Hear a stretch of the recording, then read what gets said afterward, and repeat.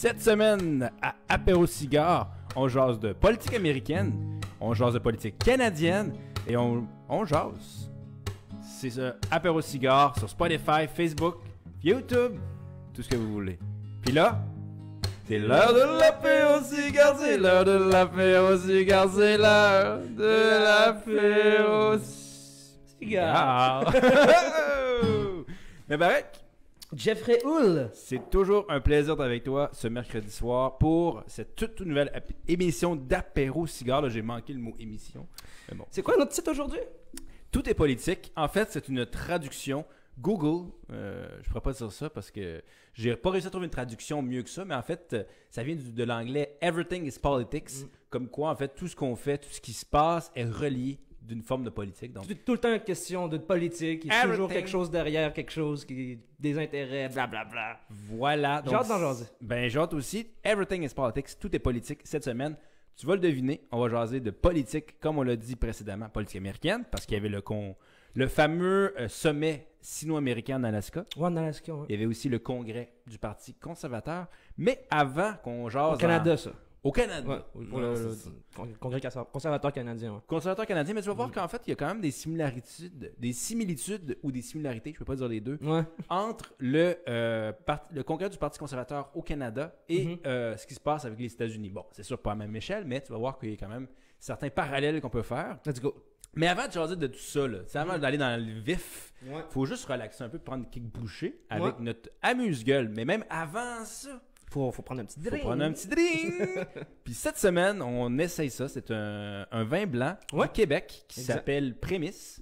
Prémisse 2019, indication géographique protégée de... C'est à quel endroit? Saint-Paul-de-Botsford, c'est ça? Quelque chose de comme ça, ouais. C'est... C'est dans quel coin, hein? Euh, Sais-tu? je pense que c'est... Non, c'est les cantons de l'Est. Attends un peu, je vais demander à mes recherchistes. Ouais, parce que dans le fond, comme on le fait à chaque semaine, Apéro Cigare se donne le devoir de vous faire découvrir certains produits québécois. Et Jeff, à chaque fois, tes choix sont super bons. Je vais remercier le conseiller de la SAQ qui m'a dit, écoute, ça Ouais. se boit tout seul, donc ben on va voir s'il a raison, s'il a tort. Là, je veux juste trouver C'est dans quel ça coin? vient de où? Mais je suis pas certain que c'est de l'Estrie. Ok. Mais je veux pas te dire des niaiseries. Ouais, c'est ça, Saint-Paul d'Abbotsford, Québec. En tout cas, c'est québécois. C'est le plus québécois, important. ça on est certain. Exactement. Non, Montérégie. Montérégie, finalement. Ok, mais c'est d'ici, Montérégie. alors. C'est juste à côté. Ah, super. Juste à côté. On m'a dit très sec. Nous, on aime, tu le sais, on n'aime pas des vins qui sont sucrés, on aime des vins qui sont beaucoup plus secs avec un... Genre, j'aime pas ce qui est sucré. hein. Non, c'est ça. Un goût qui casse un peu plus. Donc, on se dit, pour commencer, Santé. santé. J'espère que tu vas aimer ça. Ben, moi aussi. Ben, en tout cas, chaque fois que tu amènes de quoi, moi j'adore ça. Des belles découvertes. D'ailleurs, on vous renvoie à nos derniers épisodes. C'est ça, il y a 5 autres épisodes qu'on a tapés à date. Oui, c'est Ouais, le c'est ça. 6e en ce moment. Allez, Moi, j'aime checker ça. bien. Moi, j'aime bien. T'aimes je te bien? dirais. Ouais. C'est ça, c'est sec. D'entrée de jeu, c'est sec. C'est ce que... Moi, quand c'est sec, ça va. Ouais, moi aussi. Niveau musical, premier sujet dont on voulait vous faire part aujourd'hui. T'as-tu entendu parler de ça, toi, le Québec bashing? Un petit peu, oui. Ouais.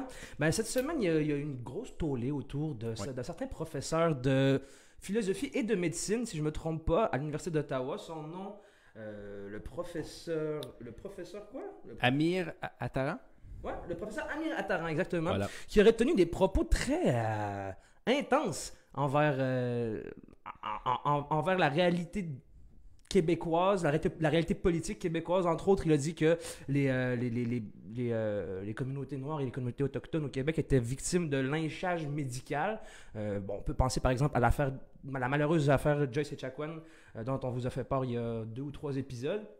Et aussi, il disait, qu'est-ce qu'il disait d'autre qui était considéré comme diffamatoire envers tout le peuple québécois, en fait? C'était qu'on était L'Alabama du Nord. l'Alabama du Nord. Quand même. Parce que la vraie Alabama aux États-Unis, on va s'entendre que c'est très conservateur et Oui. très raciste, on peut Oui, dire. oui. Puis en fait, lui, il avait dit ça en réaction au fait que le gouvernement québécois, c'est ça, Legault et tout son gouvernement ne refusent d'admettre qu'il y a du racisme systémique au Québec, à croire qu'ils font totalement aucune différence entre le racisme systémique et le racisme systématique. On dit pas, Ouais. tu sais, Donc, c'est ça. Ce professeur-là ne mange pas ses mots Non. pour Puis en décrire fait, le peuple québécois. Je voulais avoir ton avis parce que, bon, tu es d'origine algérienne, Mhm. tu as grandi pratiquement toute ta vie au Saguenay avant de déménager, tu as même vécu au Québec, à Montréal, donc tu as Mhm. vu le Québec, Mhm. tu as des origines algériennes, Mhm. tes parents viennent d'Algérie. Mhm. Comment toi tu l'as vécu? Est-ce que tu partages un peu cette vision-là ou pour toi, c'est sûr que c'est un cas unique. J'aimerais voir en fait ce que monsieur-là a vécu parce qu'il semble avoir une certaine haine envers le Profonde Québec. du Québec, ouais. Ouais. Toi, comment tu l'as vécu?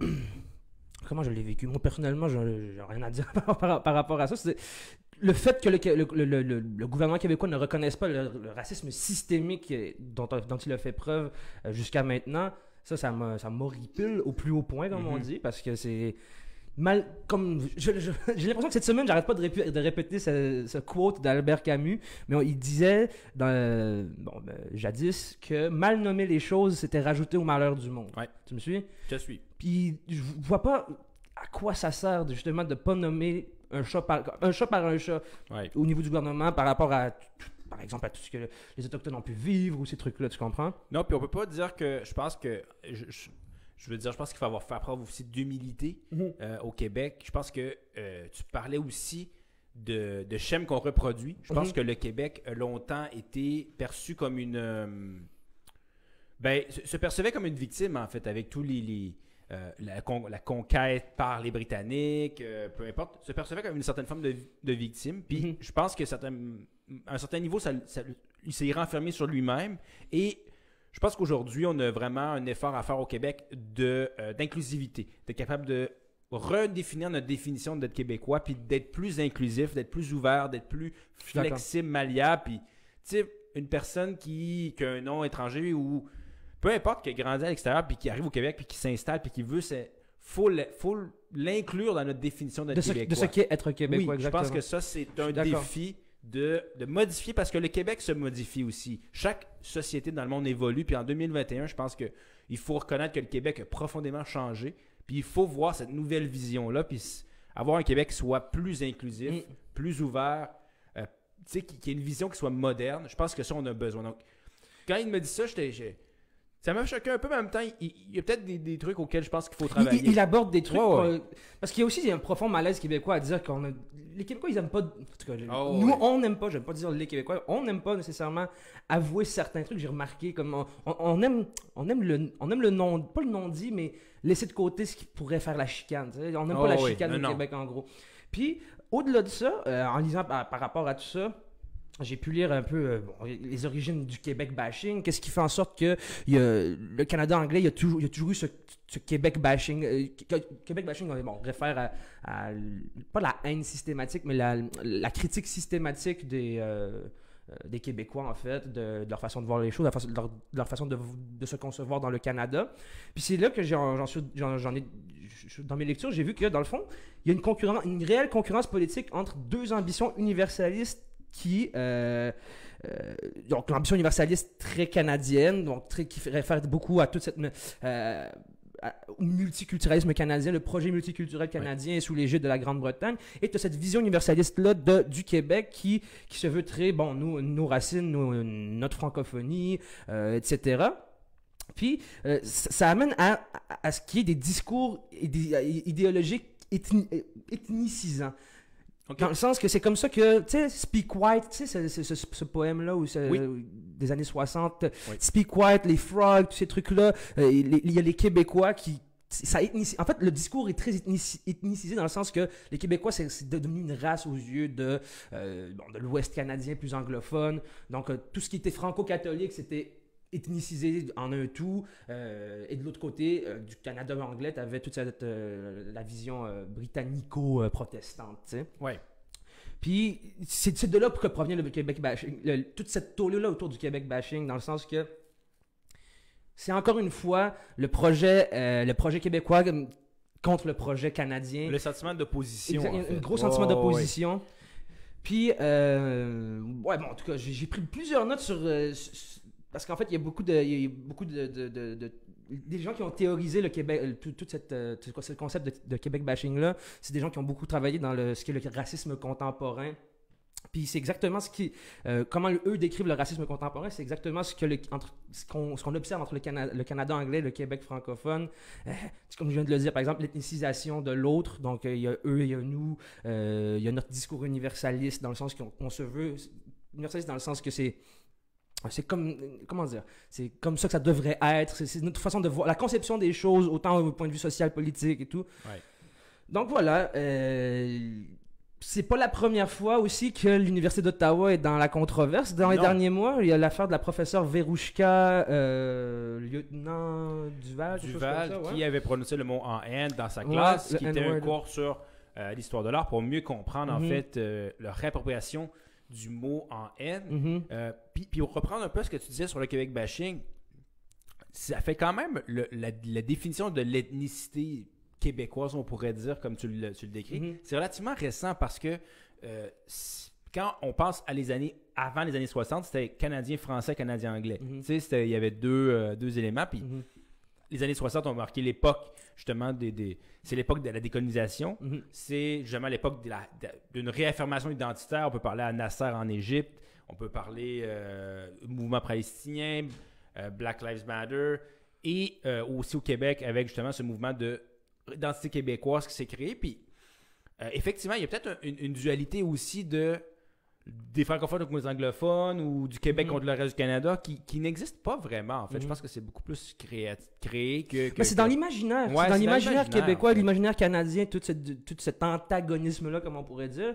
Puis d'ailleurs, un très bon documentaire à ce sujet-là que tu as écouté aussi, c'est sur le site de l'ONF, Les Roses. Les Roses qui raconte justement tout ce parcours-là du Front de libération québécois, qui, comme tu viens de le dire, qui était dans toute la foulée des années 60, avec tous les mouvements révolutionnaires, Black Panther. Qui est fait par Félix Rose, dont le père, en fait, était Paul Rose, un des dirigeants du FLQ, une des têtes pensantes du FLQ. Donc, allez voir ça, c'est gratuit sur l'ONF. Puis en fait, c'est ça, dans ce documentaire-là, il décrit vraiment les origines, justement, d'où viennent ce Québec bashing-là, cette guerre entre les frogs québécois français et tout le reste du Canada. Par contre, tu peux voir qu'en Ontario, les frogs, en fait, il y a un événement pour les franco-ontariens qui s'appelle la Nuit des étangs, qui reprend le terme frog. Donc, tu sais, on parlait tantôt de lieutenant Duval à l'Université d'Ottawa qui parlait de l'utilisation du mot haine pour reprendre à des fins, mais justement, tu sais, on parlait aussi de la semaine de la liberté d'expression puis du fait qu'on est dans un cancel culture, qu'on cherche un peu toujours à se plaindre. Mais il y a toujours des moyens aussi de réutiliser ces éléments-là d'un point de vue positif puis de montrer justement. Puis je pense que le Québec aussi devrait commencer à être plus... Tu sais, on veut toujours se défendre, je pense, au Québec. On dirait qu'on est toujours en train de se protéger. Un peu le village gaulois parmi l'entité de Romains. Mais je pense qu'en 2021, aujourd'hui, on devrait être plus dans la promotion, dans l'ouverture, dans dire, ben, regarde, soyez les bienvenus. Puis, tu sais, on a le goût de développer cette culture-là ensemble. C'est intéressant ce que tu viens de dire sur la réappropriation du mot pour comme le casser un peu parce que ça me fait penser, par exemple, tu vois dans l'acronyme LGBTQ2+, le LGBTQ2+, AWX... Sérieux, c'est ça? Astérix. Non, mais c'est parce que c'est un long acronyme. Je suis tellement naïf, je suis comme, non. Mais ça, en tout cas, mon point, c'était que, vois-tu la lettre Q pour les queer? Oui. À la base, dans les années 70, le mot queer, c'était un mot qui était utilisé pour dire que quelqu'un était weird, quelqu'un était bizarre de par, soit son accoutrement, soit son orientation sexuelle, whatever. Donc, queer voulait dire weird. Et ce qu'ont fait les queer, c'est qu'ils se sont réappropriés ce mot-là pour dire, c'est ce qui nous définit, en fait. Donc, quand quelqu'un disait, hey, queer, comme, c'est le mot qui nous définit. Donc, ça a comme brisé à partir de ce moment-là que queer n'était plus considéré comme une insulte, tu vois, parce que ça servait plus à rien d'insulter quelqu'un avec ce mot-là si ça ne l'insultait pas, tu comprends? Donc, c'est tout un phénomène, c'est un phénomène social très intéressant de voir comment tu réappropries quelque chose pour le casser. Au même titre que peut-être le mot en haine. Je suis pas un spécialiste de la matière, mais pas du tout. Mais j'imagine que la réappropriation du mot en haine par les communautés... Les communautés black, c'est justement ça a été un mot qui a été très longtemps utilisé pour dénigrer durant toute l'époque de l'esclavage, l'homme noir. Puis eux se l'ont réapproprié justement. En fait, puis on peut parler au livre de Dany Laferrière, justement. Oui, exactement. Comment faire l'amour à un... Voilà, exactement. Je sais pas si on peut le dire. Moi, je préfère pas. Non. Never use it. That's it. Moi, pour moi, c'est ma politique. Ça fait mal à des gens, point final. On n'en parle pas. Ça fait mal à des gens, on le dit pas, point. Il n'y a même pas de question à se poser, tu vois. C'est le nom du livre. Oui, je comprends. Mais du moment que, surtout quand tu es un média, comme on essaie d'être... Tu comprends? Moi, ma politique, c'est plus... nos amis qui nous écoutent. Exactement. Mais, ouais, ben, et c'est bien dit. Puis je pense que... Donc, quand même... Puis je trouve, en fait, pour conclure ce que tu disais, puis ce qu'on disait sur le Québec bashing, puis la crise qui s'est passée à l'Université d'Ottawa, c'est que quand il y a eu le Québec bashing, tout le monde s'est braqué. PQ, oui, Paul Saint-Pierre Plamondon, il veut faire une mise en demeure. Une mise en demeure à l'Université d'Ottawa. Le Québécois s'est braqué. Ouais, tout le monde. CAQ s'est braqué. Même Trudeau s'est braqué. Là, tu fais bon. Ouais, il a dit Québec bashing, c'est assez. Là. Oui. Donc, là, je trouve ça intéressant qu'il y ait un sentiment de, tu sais, comme slow down. Puis Mais en même temps, je trouve que on va encore donner l'image des pauvres personnes qui se victimisent aussi. C'est pour ça que je pense que au lieu de le voir et de se sentir toujours offusqué, on devrait plutôt répondre avec un sourire. Tu sais, je pense que quand tu réponds avec un sourire, c'est probablement la chose la plus arrogante au monde. Mais on a quand même un effort à faire au Québec, je pense, pour être plus inclusif, plus ouvert. Clairement. Parce qu'il y a des enjeux énormes. Puis je pense que c'est temps que le Québec se voit la vision du 21e siècle qu'elle est, et non les années 60, et non le passé qu'on regarde en avant. Mais c'est quelque chose de très compliqué parce que on pourrait y revenir parce que la musique commence à vraiment s'étendre, là, mais on pourrait y revenir sur cet antagonisme entre la vision universaliste canadienne qui est très multiculturelle et la vision universaliste québécoise très interculturelle de par sa minorité dans un Canada anglophone. C'est très... Tu sais, comme tu viens de dire, il faut que le Québec arrive en 2021, mais ça va être un long débat. Je sais pas si tu comprends. C'est un gros débat identitaire, justement. C'est que là, tu viens juste... Tu sais, c'est un débat ethnicisé, comme je l'ai dit tout à l'heure. Donc, ça sera pas du jour au lendemain. Là. Non. Je sais pas en tout cas, c'est l'idée. C'est mon idée. C'est ton idée. Mais en parlant d'idées et de mouvements identitaires, on pourrait parler aussi de racisme asiatique. Oui, ça a vraiment eu mon attention, ça, cette semaine aussi. Parce que cette semaine, il y avait justement des manifestations qui se sont passées. Aux États-Unis, il y a eu un homicide, en fait, un féminicide. Un féminicide de 8 personnes d'origine asiatique. Ouais, 8 femmes asiatiques dans un centre de massage. De massage, tout simplement. Puis style happy ending, comme entre guillemets, tu vois. On comprend le principe. Puis c'est ça, un fou, un jeune blanc déstabilisé totalement, est rentré, il a tué les 8 femmes. Et une des raisons qu'il avait avancé en premier lieu, c'était je voulais supprimer les lieux de tentation, quelque chose comme ça. Ouais, puis là, la police disait bon, ben, il y a une mauvaise journée. T'sais. Ouais, c'est ça, la couverture médiatique de quand c'est un quand c'est un meurtrier non racisé, non appartenant à une ethnie, whatever, c'est toujours lone wolf. C'est un loup solitaire. Un peu comme Alexandre Bissonnette à Québec, voilà. Lone wolf again. Oui. Ce qui, en tout cas, parce que, fun fact, depuis mars 2020, depuis la semaine passée, on disait que ça faisait exactement 1 an que l'OMS déclarait l'état pandémique. Depuis le début de la pandémie, au Canada, 5 fois plus de crimes liés au racisme anti-asiatique. C'est énorme. Qu'en 2019, par exemple. Ben, moi, je me rappelle quand la pandémie a commencé, le quartier chinois à Montréal, c'était vide. Puis il faudrait juste dire que ça se partage pas par les airs. Là, je veux dire, non, pas du tout. Il y a vraiment...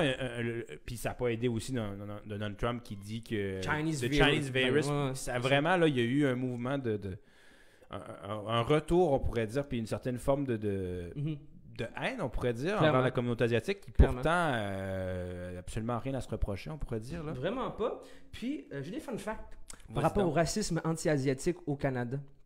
Parce qu'on a l'impression que, avec notre introduction, on vient de dire que c'est presque nouveau parce que c'est dû au Chinese virus, comme on l'appelait, de toupet doré. Ouais. Mais non, savais-tu que le racisme envers les Asiatiques, et des gens et les Chinois et les Japonais, ça inclut vraiment toute la partie un peu nippone de l'Asie.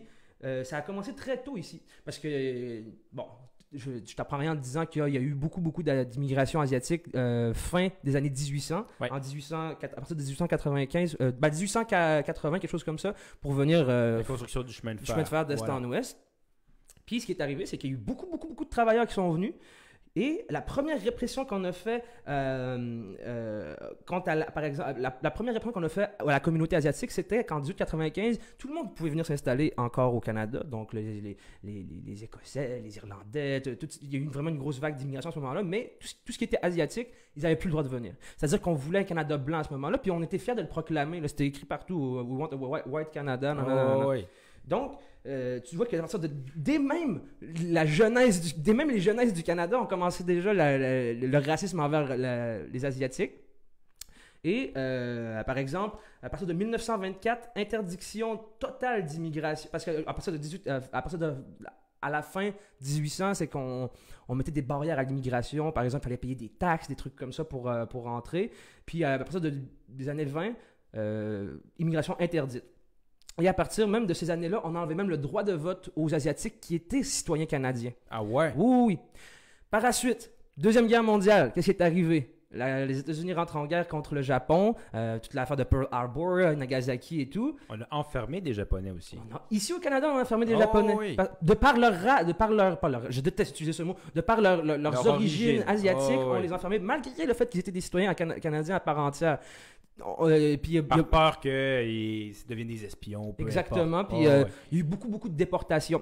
Savais-tu que la déportation des Japonais en 1946, 4000 Japonais déportés au Japon, ça représente la deuxième plus grande déportation humaine au Canada après les Acadiens. Oh wow. Oui, donc tu vois que c'est big, là. C'est très très big. Rien, là. Oui, puis on les dépossédait, puis on les dépossédait, on les renvoyait en Asie, puis on vendait leur stock, là, tu sais. On leur donnait même pas leur stock. Donc, tu vois que le racisme asiatique, il est pas récent au Canada. Ça s'est pas arrivé de nulle part. Là. Non, pas du tout. Donc, et même aux États-Unis. Donc parce que le Canada, on y reviendra peut-être plus tard, c'est toujours mis derrière les États-unis pour ce genre de politique-là. Il y a beaucoup de similarités. Beaucoup de similarités. On reviendra tout à l'heure, tu voulais parler des conservateurs, entre autres. Puis, ça m'a fait sonner quelques cloches. Ça te rappelle pas, genre, au lendemain du 11 septembre 2001, comment tout le monde, toute la planète et tous les médias se sont mis à faire du Arab bashing, du Muslim bashing. Ouais, j'allais dire, justement, tu disais, sont interdits de territoire les personnes d'origine asiatique dans les années 20. Est-ce que tu pourrais pas dire qu'on est en train de faire le même pattern avec les gens du Moyen-Orient, on pourrait dire, j'aime pas de situation au Moyen-Orient, mais... Sous Donald Trump, il avait fait le ban de 7 personnes, ouais. Puis on pourrait même rajouter après ça... 7 pays, 7 pays? 7 pays, je pense. Puis il appelait les shithole countries. Non, ça c'est une autre chose en fait. Ça, j'allais dire, c'est un autre pattern aussi avec les pays d'Amérique latine centrale, avec Trump qui disait que justement, shithole country, nanana, donc c'est des... Je trouve des schèmes qui se reproduisent. Exactement. Plus ça change, plus c'est pareil. Oh, tu fais un petit parallèle avec notre émission de la semaine passée? Oui, exactement.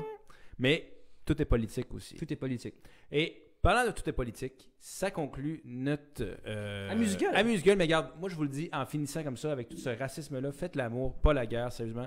Puis, il n'y a pas de barrière. Les barrières entre les personnes, peu importe, tu ressembles à quoi, qu'est-ce que tu penses, peu importe, on est tous pareils, on est tous... on veut toute la même chose dans la vie, c'est être heureux puis faire partie d'une société qui est inclusive. Donc, tu sais, soyez ouverts, faites l'amour, pas la guerre. Yes. One love. Là-dessus, on va-tu prendre un apéro? Penses-tu? C'est l'heure de l'apéro. Je vais te prendre encore un petit sip. Ouais, je peux bien présenter un petit peu en introduction, juste le titre en fait de notre apéro. Avant que. Ouais, ben on. Ah non, t'avais une petite transition. Avant qu'on parle de. On va parler de politique américaine. Ouais. Je viens de spoiler. Regarde, c'est fait. Bon. C'est fait. On parlait de politique américaine parce que cette semaine, c'était. Ben, la semaine passée, mais jusqu'à notre émission, c'était le sommet sino-américain qui s'est passé en Alaska. Ouais. On pourrait parler de bien des choses avec ce nouveau conflit stratégique entre la Chine et les États-Unis. Mais avant ça, je voulais juste qu'on... As-tu vu le vidéo de Joe Biden qui tombe dans les marches 3 fois plutôt qu'une en allant prendre son avion? Ouais. Pas facile, hein? 3 fois plutôt qu'une. Il tombe, il se lève, tombe, il se lève, il tombe. Moi, je me suis dit, tu sais, il pourrait juste être au résidence soleil puis prendre un petit verre sur le bord de la piscine. Ben non. Non. Il veut être président des États-Unis. Ouais, ben... En plus, on dirait que le karma l'a comme refrappé, genre parce que... Penses-tu? Parce que on avait dit la semaine passée que Biden avait dit à Poutine que c'était un tueur. C'était un tueur. Il avait avancé que c'était comme un tueur. Bon, ben, on y reviendra peut-être tout à l'heure. Puis la réponse de Poutine, c'était « Je te souhaite bonne santé ». Tout simplement. Le lendemain, le gars, il y a des problèmes d'équilibre. Je sais pas, on dirait que c'était coïncidence? Bon. Je ne pense pas. Ou peut-être que c'est Poutine qui a mis... un peu de... Ah oui, c'est vrai, il était présent là-bas. Non, Poutine n'était pas. Non, il n'était pas présent. Non, que des délégations chinoises et américaines. Okay. C'était raconté Bon, c'est notre sujet. Mais bref, moi, j'ai trouvé ça vraiment... Tu sais, on sentait que c'est un peu cocasse. Puis, en fait, c'est cocasse. Puis, Là, ça nous amène à notre sujet. C'est mon collègue Youssef, que je salue, qui me disait, est-ce que c'est l'image du déclin de l'Empire américain? Comme, est-ce que c'est Biden? Biden qui tombe, tu sais, Ouais. le vieux président qui tombe dans les marches, est-ce Ouais. que c'est pas justement Il personnifie exactement. la vieille république qui tombe? Ouais. Tu sais? En tout cas, bref, je vous lance ça de même. Ben, honnêtement, niveau pas marketing, mais niveau communication, publicité et tout, genre, ça c'est pas une belle publicité, là, un président qui se plante. Là. Ben, parlant de publicité, il y a peut-être Glucosamine Adrien Gagnon qui pourrait faire une Il fait des publicités comme. un petit produit. Ouais, c'est ça. Comme le joueur de hockey, là, Guy Lafleur, il est toujours avec ses produits en fait des publicités. Les résidences. Ouais. Soleil! Genre. Chez nous, vous n'aurez pas à prendre les marches. Ouais, c'est ça. Agence marketing, on C'est se passe ça. Faux. Il faut aussi. Donc, bref, Joe Biden qui tombe dans les marches, mais bon, est-ce que l'Empire américain va tomber autant que Joe Biden? Ça, c'est la question. Parce que cette semaine, il y avait en Alaska, à Anchorage, qui est la capitale de l'État de l'Alaska, le sommet sino-américain qui voulait être dans un endroit qui était plus neutre, donc on voulait pas que ce soit à Washington ni à Pékin. On s'est dit, bon, mais son milieu, plein milieu d'Alaska. C'était à Anchorage. Des délégations chinoises et américaines qui se rencontraient pour essayer de soit réduire les tensions, finalement ça n'a pas super fonctionné, Non. soit essayer de discuter, trouver... Parce que déjà avec Biden, on y retourne à une diplomatie un peu plus traditionnelle, on essaie de trouver des terrains d'entente en premier. C'est sûr qu'il y a des désaccords, mais au moins, entendons-nous sur des choses sur lesquelles on est capable de s'entendre rapidement, mais on peut voir qu'en fait, ce sommet-là a donné lieu à beaucoup plus de dissensions que Finalement. l'inverse, finalement. Ouais, clairement. Puis le Canada a emboîté le pas, hein, Oui. tout à fait. Parce que une des choses que Trump ne refusait de faire, c'était sous l'ère Trump, en fait, l'establishment américain ne voulait pas reconnaître le massacre des Ouïghours dans le nord-ouest de la Chine, qui est un réel génocide moderne qui se passe là-bas, où est-ce qu'on on emprisonne des Ouïghours de par leur seul du fait qu'ils sont musulmans en fait, et qu'ils veulent en fait les remodeler totalement à la culture chinoise dominante. Un peu comme on a essayé de faire avec les Amérindiens ici back then, mais d'ailleurs, la Chine a utilisé cette image-là hier ou aujourd'hui en disant vous pouvez bien dire que nous on fait un génocide. Tu sais qu'est-ce que vous avez fait vous, au Canada et aux États-Unis avec les Premières Nations. Ils n'ont pas tort. On va se le dire, on peut pas dire au Canada et aux États-Unis qu'on est un exemple. Mais clairement, je veux dire, mais c'était très symbolique le fait de reconnaître ça. C'est-à-dire que maintenant, on n'essaye pas justement de calmer le gouvernement chinois, mais on essaye de... En fait, il y a beaucoup de titres dans les journaux en ce moment, c'est que Biden montre les crocs. Et à la Chine, et à la Russie, on en reviendra peut-être, et même à l'Iran. En fait, ce qui arrive avec Biden... pour résumer un peu son arrivée au pouvoir, c'est que il y a un changement de stratégie, certes, mais plus, il y a plus un changement de stratégie qu'un changement de politique. Il y a une certaine forme de continuité avec les politiques trumpistes, selon certains politologues.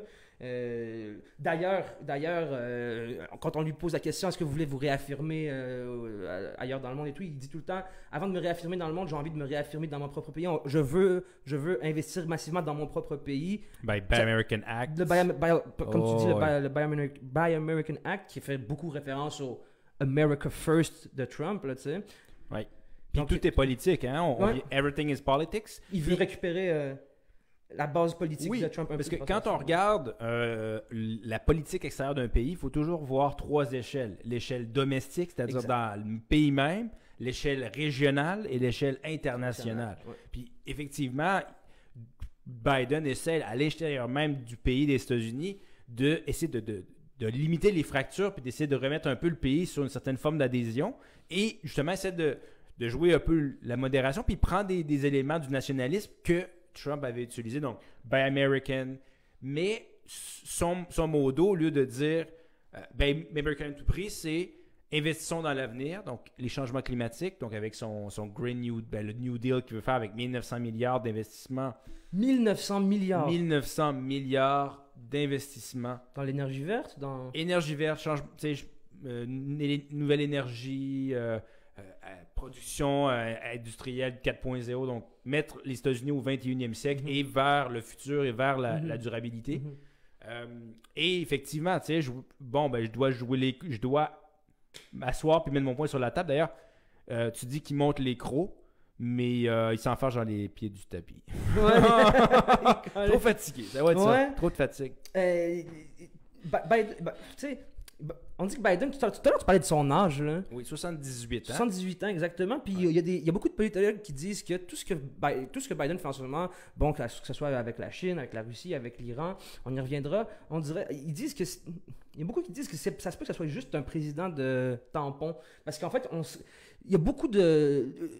En fait, l'échiquier international sait que ça se peut que Biden soit même plus là dans 4 ans. Donc, il y a beaucoup de monde qui se disent, est-ce que ça vaut vraiment la peine de comme se lancer dans quelque chose de nouveau avec Biden? Est-ce que non? Je serais surpris qu'il fasse un deuxième mandat. Honnêtement, Tu on va penses, se le dire. Tu penses vraiment qu'un président à 82 ans... Non. Bon, là, ouais, j'avoue que Bouteflika, c'est sûr, c'est... Ça, c'est autre chose. Bouteflika en Algérie, ça, c'était autre C'était chose. pas un jeune bonhomme, là. Non. C'était pas un jeune fringant, là, tu sais. Ouais. Mais 82 ans, je veux dire, dis-toi quelque chose, là. Le président des États-Unis, là, il travaille pas 20 heures par semaine non, dans son c'est jardin 24 heures sur en arrière, là. 24, C'est ouais. 24 heures sur 24, c'est énormément de pression. Mm. Toujours dans les avions, un peu partout dans travers le monde. Est-ce qu'à 82 ans, tu es capable de faire ça? Je sais pas. Je sais pas. Je sais vraiment pas. Je sais vraiment pas parce que... C'est ça, la Chine, là, il y a beaucoup de politologues qui disent que Trump a comme fait voler en éclats ce genre de pacte américain et chinois de la Chine aide les États-Unis à s'hyper globaliser puis vice-versa. L'un avec son soft power et tout, et l'autre avec, bon, économiquement, la Chine s'est vraiment développée avec tout ce... Comme tout le monde, toutes les... Je sais pas comment j'aimerais ça dire un pourcentage, mais il y a tellement de compagnies américaines qui se sont décentralisées en Chine, qui font tout en Chine maintenant, puis ça aide la Chine. Puis en fait, ce que Trump a fait, c'est que il y a plus ce genre de pacte non dit là entre la Chine et les États-Unis. La Chine veut de plus en plus se réaffirmer comme pas première puissance, mais elle veut s'affirmer. On n'est plus là juste pour aider les États-Unis à rester au top, mais nous aussi on va être au top. Tu vois le discours aussi au niveau des présidents chinois.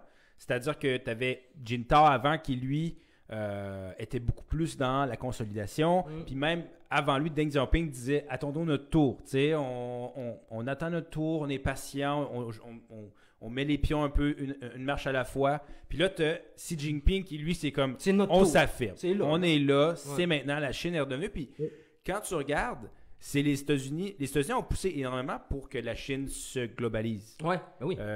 Parce que on se disait qu'en libéralisant économiquement la Chine, ça allait faire tomber le régime communiste et fort probablement, le capitalisme allait en fait vaincre le communisme et puis on allait intégrer une puissance à travers notre réseau qui comprenait déjà le Japon, la Corée du Sud et une bonne partie de l'Asie. Donc, on se disait, si on est capable de mettre le géant chinois de notre côté, voilà, on vient de régler un problème qui était majeur à ce point-là avec le communisme. Exact. Ça n'a pas fonctionné du tout parce que la Chine est un pays qui est complètement différent. Je veux dire, la Chine a été unie pendant pratiquement 5 siècles. Donc, puis on peut parler du confucianisme aussi. Donc, elle a créé son propre modèle politique. Il faut arrêter de dire que la Chine est communiste. La Chine n'est pas communiste. La Chine a un parti unique autoritaire. C'est propre à la Chine, ça.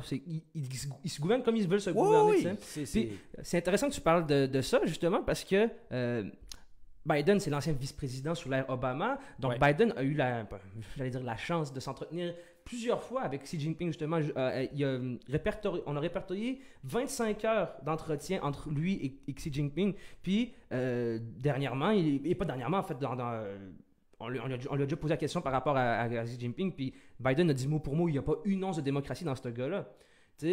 Donc, tu vois à quel point la Chine, elle aussi montre les crocs. Là, oui, totalement. Comme tu viens de dire, c'est là, c'est leur moment, puis it is their time to shine. Oui.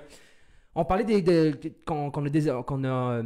les États-Unis ont enfin reconnu le génocide envers les Ouïghours, mais il n'y a pas que ça, en fait, que la Chine fait qui déstabilise un peu les relations avec les États-Unis. Il y a aussi toute cette histoire de Hong Kong et puis de Taïwan aussi. D'ailleurs, justement, cette semaine, il y avait c'est pas l'admiral ou le général responsable de la région de cette région-là. Maire de Chine orientale, je pense qu'il disait on se prépare n'importe quand une attaque de la Chine Sur Taïwan. Pour se réapproprier de Taïwan qui bon... Pour eux, c'est une province chinoise. Puis là, les Américains se disaient, si eux attaquent Taïwan, ben nous, on est leur principal allié, donc qu'est-ce qu'on fait? Est-ce qu'on doit les défendre? Parce que si on les défend pas, nos alliés comme le Japon et la Corée du Sud vont dire, c'est ben ça. là, J'y allais vous l'avez exactement, laissé là. tomber, C'est ça. donc on doit les défendre. Est-ce que ça va créer, est-ce qu'il va y avoir un conflit armé entre les deux? Est-ce que scénario 1, gros conflit entre les deux, donc Troisième Guerre mondiale, on va voir qu'est-ce qui va arriver. Je sais pas, tu penses? Deuxième scénario, les États-Unis font absolument rien, donc la Grande-Bretagne fait absolument rien, donc c'est un gros désengagement de l'Occident dans cette région-là, ce qui laisse le terrain complètement libre à Xi Jinping, à toutes ces puissances-là en Asie, même à la Russie même. Autre scénario, quel autre scénario qu'il y a? Ben la Chine, La Chine se réapproprie Taïwan. ou se réapproprie pas. Elle fait rien. Ou elle Je pense essaie de qu'elle fera jouer rien. le statu quo, ou scénario 4, on arrive à un compromis où on garde un peu le statu quo, puis Taïwan reste indépendante, la Chine conserve un peu sa mainmise, puis les États-Unis aussi. Tu sais, on arrive à un équilibre. Mais on dirait que ça rentrerait dans... on dirait que je suis fataliste. J'ai l'impression que la Chine va aller se réapproprier Taïwan comme ils ont fait avec Hong Kong, parce que Hong Kong, Ouais. apparemment que c'est... Mais la Chine est patiente. La Chine est patiente. La Chine est Oh, patiente, oui. mais tu vois que en tout cas, Hong Kong, au début on n'était pas trop sûr, puis finalement c'était silencieux, mais ça s'est fait. Ils se sont réappropriés Ah oui, Hong Kong. totalement. Puis ils se disent, pourquoi pas Taïwan aussi, là, qui est un énorme centre économique Mais aussi. Taïwan a sa propre monnaie, son propre gouvernement. Hong Kong avait une loi nationale qui était chapeautée par la Chine, puis elle est rétrocédée en 2047. Donc, c'était comme juste... C'était juste comme pratiquement une question de temps avant que... C'est ça, parce que fun fact, pendant 99 ans, en fait c'était le pacte, c'était pendant 99 ans, Hong Kong était sous domination chinoise, c'est ça? C'est-à-dire... Britannique, Oui, pardon. c'est-à-dire que si on regarde l'histoire de la Chine, je ne suis pas un historien sur la Chine, mais mettons qu'on fait un mini topo. La Chine était la première ou une des premières puissances mondiales pratiquement pendant tout le deuxième millénaire. Mhm. Mais d'ailleurs, justement, je te le disais, je pense la semaine passée ou la 2 semaines, quand on a eu les grandes explorations avec Jacques Cartier et tout, Mhm. en 1414 ou 12, je ne me rappelle plus, la Chine avait envoyé une flotte en Afrique de 28 000 personnes. Damn! Pas 3 petits bateaux avec Christophe Colomb qui flottent sur... Ça c'était comme plus gros que j'imagine la marine britannique, ou c'était Ben, équivalent sûrement? Je veux sais dire, Christophe Colomb était 3 bateaux. pas. Mhm. Eux autres, ils ont envoyé 28 000 personnes. Ok, wow, ouais. C'était huge. Ouais. Tu sais? Mais la Chine a toujours travaillé en fonction Avec de ses 28 000 propres personnes, la intérêts. colonisation serait faite comme ça. Mais il aurait pu. Oh, Ouais, oui, il aurait c'était pu. pas dans leur Non. culture politique. Parce dans que leur la culture. Chine, c'est une grosse puissance, puis c'est un pays Mhm. qui a énormément de besoins à l'interne. Exact. Tu sais, les domestiques, là, en ce moment, on regarde la pollution, on regarde les besoins en agriculture, les besoins en énergie. Il y a Mhm. tellement de besoins à l'interne que on préfère travailler à sécuriser, en fait, nos apports à l'intérieur, puis notre marché domestique. Puis, c'est là où la Chine avait un énorme contrôle sur le commerce aussi. Et, bon, le Royaume britannique, l'Angleterre n'aimait pas vraiment ça. Donc, ils ont fait, avec plusieurs autres puissances, en fait, ils ont un peu découpé la Chine. Ils ont gagné les 2 guerres de l'opium.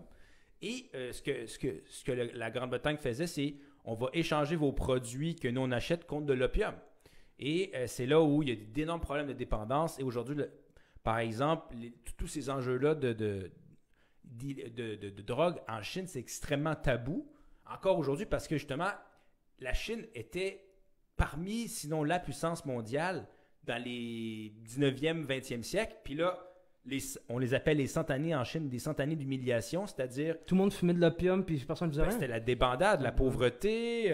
On avait découpé, par exemple, Hong Kong a été donné à Londres en termes de compensation pour la guerre qui s'est perdue. Mhm. Shanghai avait des concessions. C'était pratiquement les gouvernements français, britanniques, japonais et américains avaient pratiquement la mainmise sur une bonne partie de la Chine. Mhm. Jusqu'à ce que justement il y ait une guerre civile qui se fasse entre les nationalistes du Kuomintang et les communistes qui ont été jusqu'à Zedong. Et là, on a eu le Parti communiste qui a gagné finalement cette guerre-là. En 1949, on a la première République populaire chinoise, je pense. Je ne me rappelle plus le nom exact. Ouais, c'est ça. République populaire chinoise, et tu avais une autre Chine qui était la Chine, en fait, c'est ça? Il n'y a pas de deux Chines à un certain moment? Oui, parce que en fait, au Taïwan, les nationalistes sont réfugiés sur Taïwan C'est ça. et ont formé justement une république nationale de Chine. Je ne me rappelle plus exactement le nom. Mhm. Et au départ, avec le régime communiste et Mao Zedong, on a reconstruit avec justement le grand bond en avant. Ouais. C'était extrêmement pauvre. Mhm. Donc, la Chine, en fait, c'est reconstruit pratiquement de zéro, mais avant ces 100 années d'humiliation-là, étaient au sommet de la planète. Tu sais. Donc, il y avait une force de frappe. Puis, depuis 1949, mais ils sont juste montés. Là, tu vois que la motivation de Xi Jinping de revenir à cet âge d'or-là, en fait, il est en train de faire Make China Great Again. Ben là, C'est ça? littéralement, we're gonna make China great again. Mais ça marche. C'est parce que, je veux dire, la Chine, c'est plus juste faire des toutous, puis... c'est plus ça. C'est plus pas en ça. tout, non. C'est plus ça. Faut arrêter de voir ça comme Puis ça. c'était aussi, il y a des politologues qui parlent d'un rêve occidental de la Chine, c'est juste là pour ça, faire des toutous, faire en sorte que ça nous coûte moins cher. Ouais. Puis c'est ça, puis là, tu vois que Xi Jinping est plus down, pas en tout. Là, tu sais. Ben, quand on voulait que la Chine s'intègre au marché mondial, on voulait que profite de la globalisation, se démocratise, effectivement, devienne une Inde une deuxième Inde. Alors que non, c'est pas ça qui est arrivé. Tout, ouais. La Chine a créé son propre modèle de parti unique autoritaire avec un interventionnisme, mais quand même capitaliste. Je veux dire, il y a des millionnaires et des milliardaires en Chine, mais avec un autre modèle de développement. Puis aujourd'hui, la Chine a ce qu'il faut. Je veux dire, la Chine, je pense, c'est deuxième au monde en termes de dépenses militaires. Oui, clairement. C'est un des 3 ou 4 ou 5 seuls pays dans le monde qui a des porte-avions. Je veux dire, la Chine, ils sont 1,4 milliard. Aujourd'hui, ils font pas juste du tout, ils font des cellulaires. On avait regardé la valeur ajoutée d'un produit. Avant, quand tu faisais ton cellulaire, ce que tu faisais, c'est que tu avais plein de gens en Chine qui faisaient juste assembler le matériel. Aujourd'hui, ils peuvent faire les puces. Tu sais-tu pourquoi ça? Parce que c'était une très bonne stratégie de la part des Chinois. En voyant les Occidentaux vouloir décentraliser toutes leurs usines, ils disaient, OK, venez installer vos usines chez nous, mais vous nous donnez la propriété intellectuelle le transfert de technologie. Après 10 ans, moi, je peux faire la même affaire, mais version de chez nous, tu comprends? C'est ça qui a fait en sorte qu'ils ont pris le temps pour se développer, tu vois. Ouais. Puis... Il y a toujours un transfert de cette technologie qui se fait à certains points parce que, tu sais, à un moment donné, ils apprennent. Les gens qui travaillent là, il y a une expertise qui se développe. Puis là, à un moment donné, ils font un ordinateur, ils font une voiture. Puis les voitures électriques, le plus gros marché au monde de vente de voitures électriques, c'est en Chine. Fait qu'il y a des gens qui accèdent à la classe moyenne. Maintenant, les compagnies, en fait, sont plus en Chine, se délocalisent. Soit la Chine va électroniser toutes ces usines. Donc, c'est des robots maintenant qui vont faire le travail. Ou s'en vont au Vietnam, s'en vont aux Philippines, délocaliser s'en vont en Thaïlande. À leur tour. Parce que c'est trop cher de faire affaire en Chine. Donc là, l'avantage de la cheap labor n'existe plus en Chine. On s'en va au Vietnam. Gros changement de paradigme, mais qui a une certaine continuité. Tu sais. Puis la Chine le sait, donc elle veut faire les routes de la soie parce que justement, elle va investir dans des technologies avec les trains, avec les cellulaires, avec les portables. Puis c'est à tout prix, ça. Parce que justement, ce génocide-là des Ouïghours que les États-Unis ont enfin reconnu dernièrement et que le Canada aussi a reconnu, ce génocide-là, pourquoi? C'est parce que pour faire le nouveau projet des routes de la soie de la Chine, pour redevenir The Great China d'avant, tout repose par passer par le nord-ouest de la Chine, un gros réseau de chemin de fer, puis des gros réseaux routiers. Et le nord-ouest de la Chine, il se trouve que c'est les Ouïghours qui vivent là, c'est dans le Xinjiang.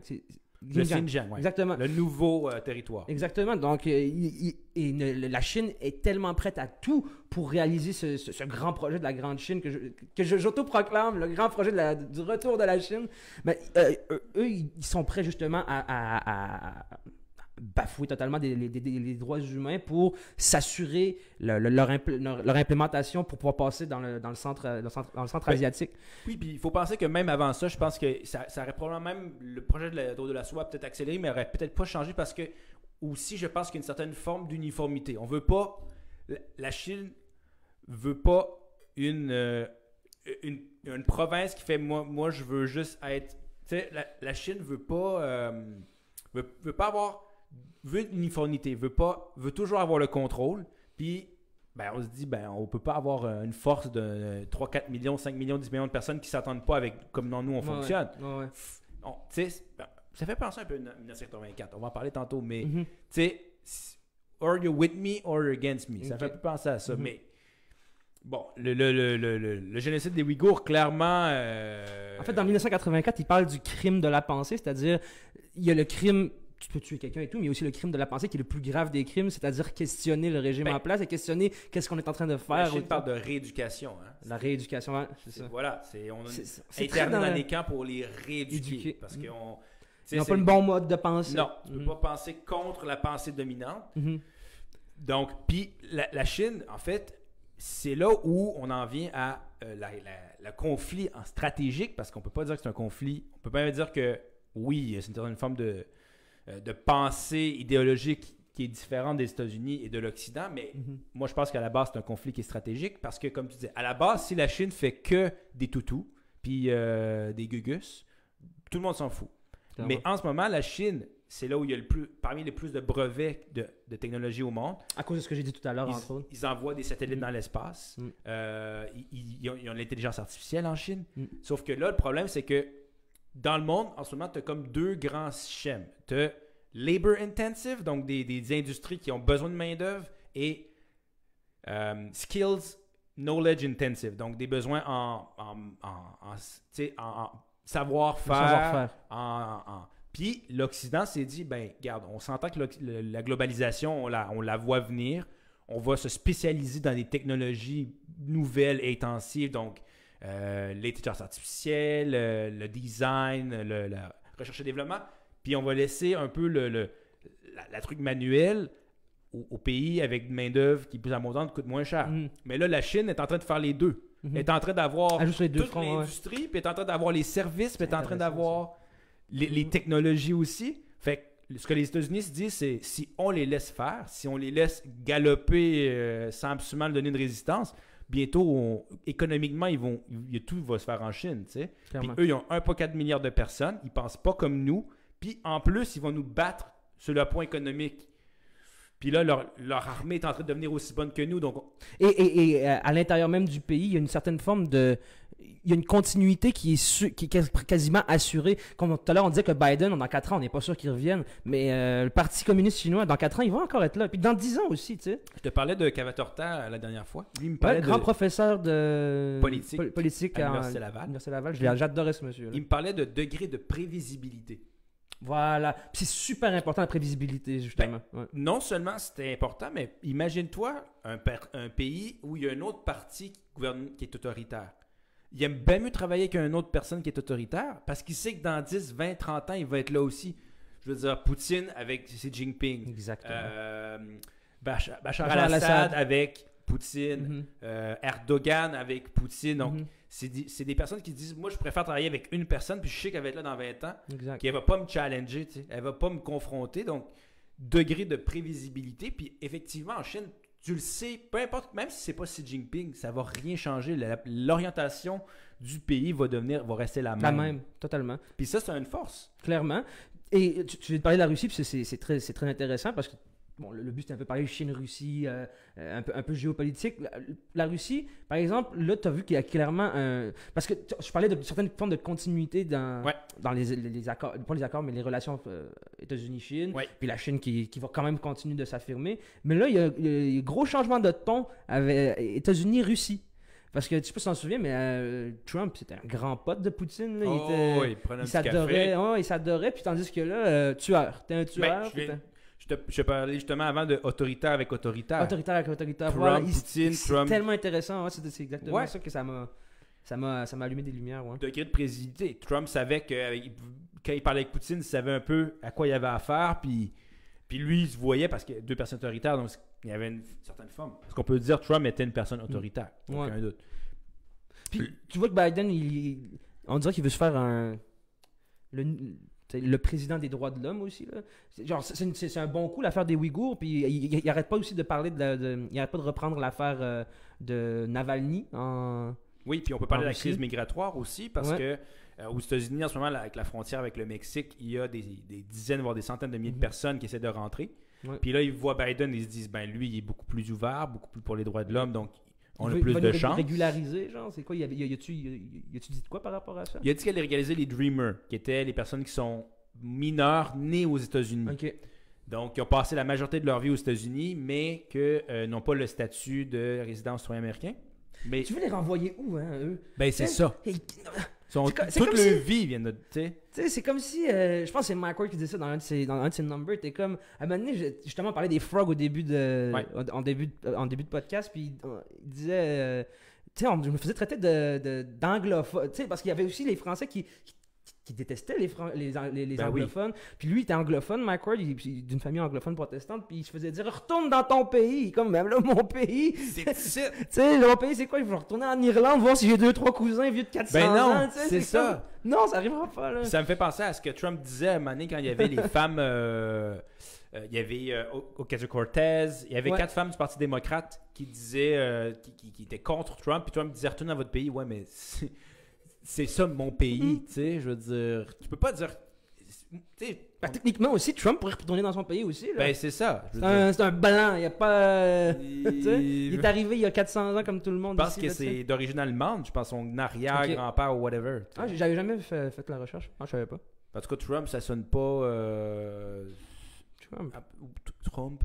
Trump. C'est de la France. Trump, c'est ça, d'être français. Ah, Trump. Sud de la France. Voilà. D'ailleurs, j'ai écouté une émission l'autre jour, puis ça disait Sansuki, justement, puis j'étais comme. Ah! Anton Sushi, il dit San Sushi, ouais. Je suis ouais. comme non. Mais va savoir, peut-être qu'il le prononce bien, puis nous on le prononce mal. Hein. Peut-être. Ouais. Peut-être. Mais bref, pour revenir à nos moutons américains, Ouais. moi je pense vraiment qu'en ce moment, c'est les États-Unis. Ben, je sais pas si. En fait, justement, mon collègue me parlait de est-ce que le fait que Biden, j'ai fait un méchant lapsus, Biden tombe dans les marches, c'est Ça image bien. le fait du déclin de l'Empire américain. Là, je veux t'entendre là-dessus parce que est-ce que c'est vraiment le déclin de l'Empire américain? Parce que tous les empires déclinent. Hein? On parle de l'Empire romain qui était invincible, puis à un moment donné, dissension au travers du pays avec les fils, je pense, de l'empereur. Et là, on divise l'Empire, puis ça a été le début de la fin. On peut parler à l'Empire austro-hongrois, on pourrait parler à l'Empire ottoman, qui m'a amené, il y a eu un déclin. On peut regarder les États-Unis un peu comme un empire, jusqu'à un certain Clairement, ben, point. le projet hégémonique américain, c'est-à-dire le projet tu sais, qui était le post-deuxième guerre mondiale d'avoir une mainmise partout autour Ouais. du monde, qui d'ailleurs, on vous rappelle, les États-Unis, c'est eux qui ont le plus grand nombre de bases militaires dans le monde, qui Oh, est ils sont aux quatre partout. coins du monde, là, et même Oh, c'est oui. top, puis en bas aussi, là, tu sais. Donc, est-ce qu'on est en train de vivre justement le déclin de l'Empire américain? Ou est-ce que, comme on le disait aussi, il y a aussi la montée en puissance de d'autres puissances qui sont qui veulent révolutionner, qui essaient d'amener un nouveau modèle, qui essaient d'une nouvelle vision. C'est la Chine. La Chine, la Russie, le Mm. Brésil. Et même l'Union européenne, savais-tu Oui. que, justement, sous l'ère Trump, là, le fait que les chiens internationaux étaient comme un peu moins tournés vers les États-Unis parce que Trump était un personnage très, très ambigu, ambivalent et très, Difficile à très prédire. très Ouais. difficile à prédire. On parlait de prévisibilité. J'ai perdu mon idée. Je te jure, j'ai perdu mon idée. Ah, retrouve! C'est ça que je disais? C'était bien parti. C'est ça que je disais? Tu parlais de l'Union européenne. Oui, voilà. Ouais, ok, ouais, c'est ça. Ça a comme laissé un peu le champ libre un peu plus à l'Union européenne pour faire un peu ce que les États-Unis faisaient avant. Là, de dire, il y a le président Emmanuel Macron qui se veut comme le leader de toute une vision européenne des relations internationales. Puis lui, ça lui a laissé le champ libre un peu, le fait que les États-Unis se désengagent un peu plus de partout dans le monde. Puis tu disais, est-ce que c'était le déclin de l'Empire américain? Je ne sais pas si on peut parler de déclin de l'Empire américain, mais ce qui est certain, c'est que dans les dernières décennies, il y a beaucoup, l'establishment américain a beaucoup misé sur justement ils ont fait des guerres, ça n'a pas de bon sens là, depuis les années 45. Là, ils sont allés au Vietnam, ils sont allés en Corée, ils sont allés par la suite, ils sont allés en toute la guerre froide avec les Afghanistan, Irak. Afghanistan, Irak, Vietnam. Name it, tu vois. Oh. Donc, il y a beaucoup, le pays a beaucoup, j'ai l'impression que le pays a beaucoup investi dans sa politique extérieure, son soft power international, et très peu dans son propre pays, tu vois. Parce que, c'est pas normal qu'aux États-Unis, ce soit le pays number one militairement, économiquement et tout, alors que sa population intérieure, il y a de la pauvreté comme ça n'a pas de bon sens là-bas. Là, il y a des énormes inégalités. Des inégalités, des disparités intenses. Là, C'est ça. Ce que j'ai l'impression, c'est que il y a pas, c'est pas j'ai pas envie d'appeler ça un repli sur soi-même que les États-Unis font, mais tu vois que, surtout, en tout cas, le COVID a vraiment accentué les choses, d'autant plus que les pays, tu sais, Buy American Act, toute l'affaire ici du panier bleu durant le COVID, genre, on essaie d'un peu revenir. Que c'est pas la même chose.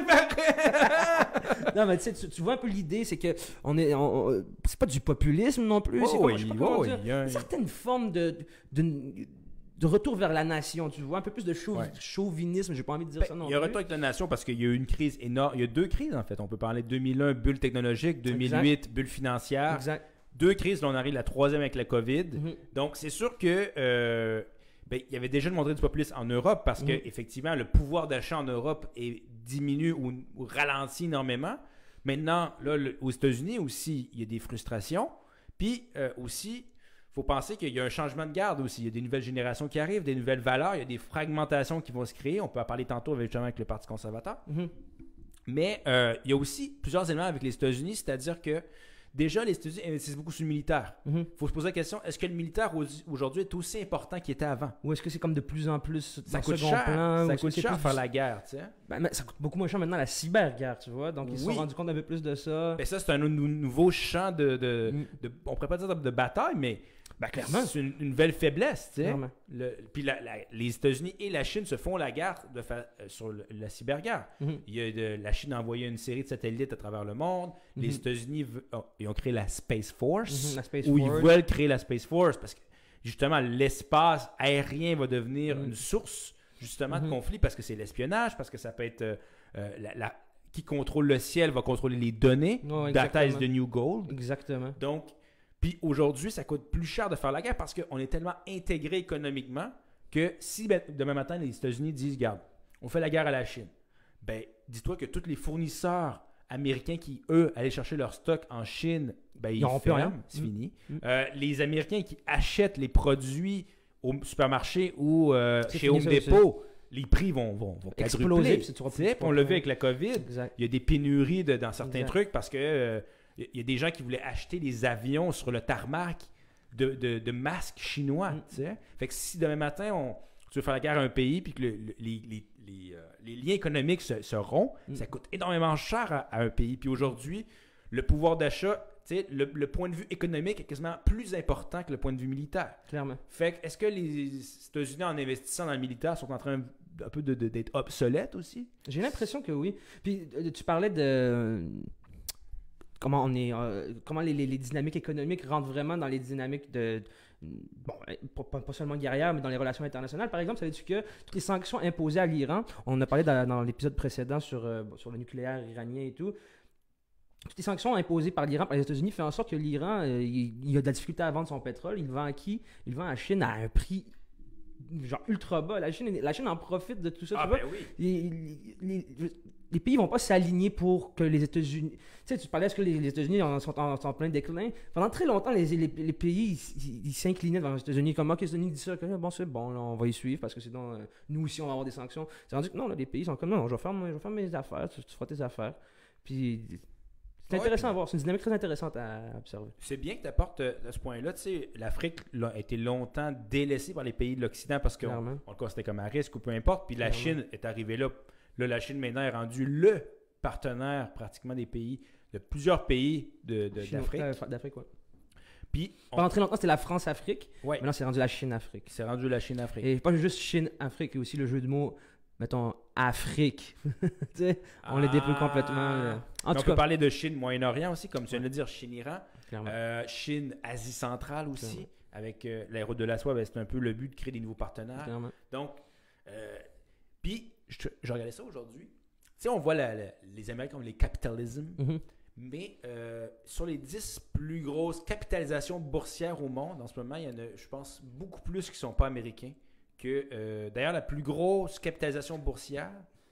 Qu'est-ce qu'on entend par capitalisation boursière? Je ne sais pas si je suis pas un spécialiste de la finance, donc mais en gros, là. En IPOs, les plus grosses entrées en bourse publique. Donc, quand une compagnie dit on va chercher du financement, on entre en bourse, on crée des actions, puis les gens achètent des actions. Donc, c'est pas capitalisation boursière. Capitalisation boursière, c'est la valeur que sur... Tu sais, par exemple, il y a 100 000 actions, puis ils valent tous 50$ chacun, ben ça fait 100 000 fois 50$ de valeur de capitalisation boursière. Combien en valeur sur la bourse plus capitalisé de ça, ouais. ça vaut. Ouais. Puis IPO, c'est l'entrée en bourse publique quand on crée la compagnie sur les marchés boursiers. Combien que tu peux aller chercher? Je ne suis pas un spécialiste de la finance, mais parmi les plus grosses compagnies au monde qui se sont entrées en bourse, tu as Saudi Aramco, la compagnie nationale d'énergie saoudienne. Saoudienne, ouais. Tu as Alibaba, Chinois. tu as la banque ICB, la banque internationale chinoise. Tu as 2 ou 3 banques chinoises. Donc, de plus en plus, en fait, sur le point de vue économique, l'Asie, la Chine, puis on peut parler de la Malaisie, le Japon, la Corée. Ben, le Japon, ça fait longtemps que c'est là. La Corée aussi. Mais là, on parle de Malaisie, on parle d'Indonésie. Il y a de l'argent qui se fait là. Je veux dire, future is in Asia, le futur est en Asie. Puis j'ai l'impression que les États-Unis, eux, stagnent.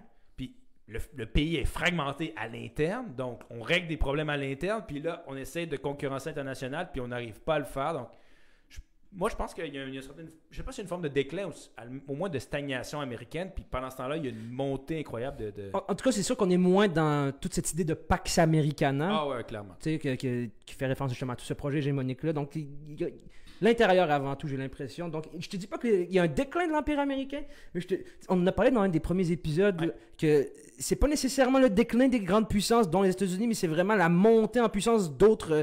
Tu sais, c'est plus un unilatéralisme américain. Là. On est vraiment entré dans une ère de multilatéralisme. On en parle depuis longtemps, mais de plus en plus, avec la Chine, par exemple, dont on vient de parler, c'est un exemple concret de cette montée en puissance du multilatéralisme. Là. Puis je vais juste te parler de chiffres aussi. Dis-toi que les populations de l'Occident sont très vieillissantes. Oui.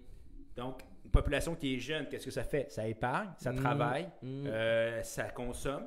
Ce qui fait que ça fait rouler l'économie. Ça roule. Oh, une personne qui ne travaille pas, ça ne produit pas. C'est vrai. Fait qu'il faut penser aussi que les pays... Il y a toujours une forme de maturité, déclin dans toutes les nations, les cultures, les empires. Puis peut-être qu'en fait, on est juste rendu au fait que il y a d'autres pays. Puis le Canada, en fait, grâce à l'immigration, on est capable de se maintenir. Parce que sinon, on sera en déclin aussi. Là. Tu sais, je veux dire, c'est l'immigration qui nous sauve complètement. Au Canada. Puis aux États-Unis, puis justement, on devrait probablement mieux travailler sur l'immigration parce qu'on a encore des enjeux à régler. Je peux t'en parler. On a parlé un peu tout à l'heure, tout cet antagonisme du projet canadien très multiculturaliste ou le projet québécois. Puis, je reviens à c'est ma dernière intervention. J'avais mon collègue justement qui me parlait que quand il y a une puissance qui est en déclin, qui est unipolaire, puis une puissance qui est en montée, tu as un conflit. Première Guerre mondiale, les Britanniques en déclin, les Allemands qui voulaient monter, on a un conflit. Puis on peut en remonter d'autres comme ça aussi. Est-ce que c'est pas justement le début de je sais pas si c'est un conflit militaire, mais au moins un conflit stratégique entre les États-Unis et la Chine? Entre tout le monde. Tu sais, tout à l'heure, je parlais que l'Union européenne aussi essayait de jouer un peu son jeu à l'international. C'est que tout le monde veut ça, une certaine forme d'autonomie stratégique. Ouais. Parce que justement, l'autonomie stratégique, c'est ce qu'il n'y avait pas dans les derniers 100 ans. Si on se remet... T'étais un communiste, donc tu t'en remettais à l'autonomie, à la stratégie communiste. T'étais du côté américain, tu t'en remettais de ce côté-là. Ensuite, après 91, après la chute du mur de Berlin, l'autonomie stratégique, c'était flou. Là. Ouais. C'était les Américains, la guerre, on les suivait. Puis là, on se rend compte que non, l'autonomie stratégique, c'est ce qui va nous permettre de nous monter en puissance, la montée en puissance des autres nations. Puis c'est une question d'opportunité aussi, c'est-à-dire que là, tu te dis, ben eux, tu sais, mettons, les États-Unis étaient tout seuls au sommet. Là, je ne peux pas les challenger, tu sais, je peux rien faire. Exactement, mais là, je les sens un peu moins forts. Moi, je me sens beaucoup plus en confiance. Ben là, puis on est 3-4. Ben là, on peut le challenger. Puis, tu sais, je pense aussi qu'effectivement, tu sais, c'est quoi que j'avais lu sur Napoléon puis sur les révolutions, comme quoi une révolution porte toujours quand il y a de l'espoir. Puis en ce moment, la Chine se sent en confiance, la Russie se sent en confiance. Donc, ces puissances-là se disent, ils ont beaucoup d'espoir. Je suis capable. Je veux dire, j'ai la capacité, puis en ce moment, on ne m'arrête pas. Tu sais, je suis capable de challenger les États-Unis. Puis, ben, les États-Unis, je veux dire, l'Iran, c'est un bon exemple. Là. L'Iran, ils ils continuent à... Ben, je veux dire, moi, je veux pas commencer à diaboliser l'Iran, mais les États-Unis sont contre l'Iran, pourtant, ils l'ont jamais envahi. Non. Ils ont lancé comme un missile, pouf, ils ont tué Qassam, mais ils n'ont pas... Ou le général. Le général, mais ils ne sont pas intervenus en Iran. Non. Donc, ils parlent, mais tu sais, je les sens limités aussi. Oui, c'est ça. Ben, ils en sont conscients, j'ai l'impression, les Américains. Penses-tu? Et c'est pour ça qu'ils se désengagent un petit peu plus de partout, j'ai l'impression. Donc, c'était peut-être vrai finalement que Biden, c'était une bonne image, la vidéo de Biden. C'est peut-être une bonne image. Et ça, mais Ou- l'avenir nous le dira. Hein? Ou la L'avenir nous le photo dira. de Barack Obama. T'as déjà vu ça? Laquelle? Barack Obama et Xi Jinping, Winnie the Pooh Oui. et Qui Tigrou. d'ailleurs était une photo qui était censurée en Chine. Ouais. Ouais, parce que, bon, en Chine, à ce qui paraît être comparé à Winnie and the Pooh, c'est mal. C'est mal de vouloir son miel. Ouais. Mais C'est ça. mais quoi que la photo était bonne, honnêtement. Ah ouais, Je sais pas clairement. c'est qui a trouvé la comparaison, mais c'était C'était parfait. parfait. C'était parfait. Ouais. Ben, c'était notre grosse chronique. Ben, pas de suite. T'as une petite transition? Transition. Vas-y, va. Complètement loufoque, honnêtement. Loufoque. Oh! Est-ce que t'as fait exprès? Je suis même pas. Sérieux? Que J'étais certain. Ça faisait tellement à Jeff, je suis comme c'est sûr que c'est express. Mais j'arrête de dire que oui. Tu sais. Vas-y. Ouais, parce que on a parlé beaucoup de grosses politiques assez lourdes en ce moment. Ouais. On a fait un peu le tour du monde. Fait que je me suis dit, c'est peut-être mieux de relaxer de quoi de très. Qui nous ferait un peu insolite. En fait, à l'île du Prince-Édouard, il y a un phoque qui est passé sur la route et ça a bloqué la route pendant 1h30. Il y a eu du trafic à cause d'un phoque. À ça, cause on d'un peut phoque. dire. Ouais. Ouais, puis là, le policier était comme what the fuck. Mais. Oh, what the Celle-là, je viens de la penser. Ouais. Mais, tu sais, imagine le policier qui est là. Excuse-moi, mais. Ouais, j'ai un fuck qui est sur la route. Ouais. Je peux pas entrer avec. Rogers, we have a fuck. I have a fuck! I have a fuck on the road! I'm fuck on the road. Ah non, I have a fuck on the road. Tu sais? Et là, fuck P-H-O-Q-E, hein. Mais non, ben oui. Et non, de F-word, yeah. Ah, parce que. Ah ouais, on peut pas dire le F-word. Non, faut pas. Ah, ben, non, on peut tiens, pas. Caroline, là, faut que tu me fasses une liste de mots qu'on peut plus dire. Mais aussi insolite que cela peut se paraître, c'est aussi très triste parce que j'ai lu tantôt que c'est pas la première fois qu'il y a des phoques comme ça au Nouveau-Brunswick et du Prince-Édouard Et du Prince-Édouard, qu'on retrouve. Il y a le service de police là-bas, ils sont appelés très souvent à s'occuper d'un phoque dans la route. Mais pourquoi les phoques se retrouvent là? Les phoques, ils vont de plus en plus sur la terre ferme et ils se perdent là Ouais. parce qu'il y a de moins en moins de surfaces glacées Donc, ils peuvent plus aller viables sur, pour eux. Ouais. sur la glace. Ouais, ils peuvent plus être sur les. Donc, c'est la fonte des banquises, encore une fois. Construire c'est ou que- déconstruire. Construire ou déconstruire, le climat et tout. C'est ça. Oui, c'est drôle, mais en même temps, c'est très triste. C'est drôle et très représentatif. Et très représentatif de la réalité climatique. Ouais. Mais tu sais, imagine le patron, man, qui Mm. se fait recevoir son appel puis fait comme arrête d'inventer des excuses. Ouais. là. Tu sais, la personne qui arrive toujours en retard. C'est ça. Arrête Je là. te jure, il y a un fuck. Je te jure, il y a un fuck qui est là depuis 1h30, je peux pas Ouais. aller au travail. Ouais. Arrête là. Si tu te présentes pas au bureau le matin à bonne heure, tu sais. Ça, c'est vraiment le classique du chien qui a mangé ton devoir, mais qui a vraiment mangé ton devoir. Ben là, il y avait C'est vraiment un vrai. fuck sur la route. C'est vrai. Ça m'a fait penser à. En tout cas, si on extrapole ça, là. Ouais, donc. T'as-tu déjà vu les images des ours polaires dans le Nord qui sont comme fucking maigres? Ouais, Puis, c'est de plus en plus d'événements du genre qu'on va vivre. Là, voir des phoques sur la route, voir des ours polaires qui vont comme rentrer comme descendre parce qu'il y a moins de surface il y a moins de banquises pour eux, donc ils vont être sur les terres fermes de plus en plus. Puis là, ils vont. C'est pas dans notre troisième épisode, justement, sur ce construire de construire, où on parlait de changement climatique, comme quoi maintenant on est rendu à s'adapter au changement climatique. Ouais, c'est vrai, ouais. Ben, c'est ça, tu sais, les phoques maintenant commencent déjà à devoir aller sur la terre ferme parce que la banquise sur la glace t'offre pas. Mais on va devoir s'adapter à se dire, ben là, il y a peut-être des phoques à un moment donné qui vont passer à la route, puis comment on va être capable de faire survivre cette population de phoques-là. Donc, tu sais, Ça fait beaucoup de fuck dans la même phrase. on est fucked. Ouais. On est F-U-D-E-D. Mais tout à l'heure, quand tu dis what the fuck, c'était pas un what the fuck, c'est de la what qui réfère au coton. Ben oui. Du fuck. Du fuck. D'ailleurs, je recommande pas de tuer des phoques pour prendre leur coton. En tout cas. Ben non. S'il y a du coton.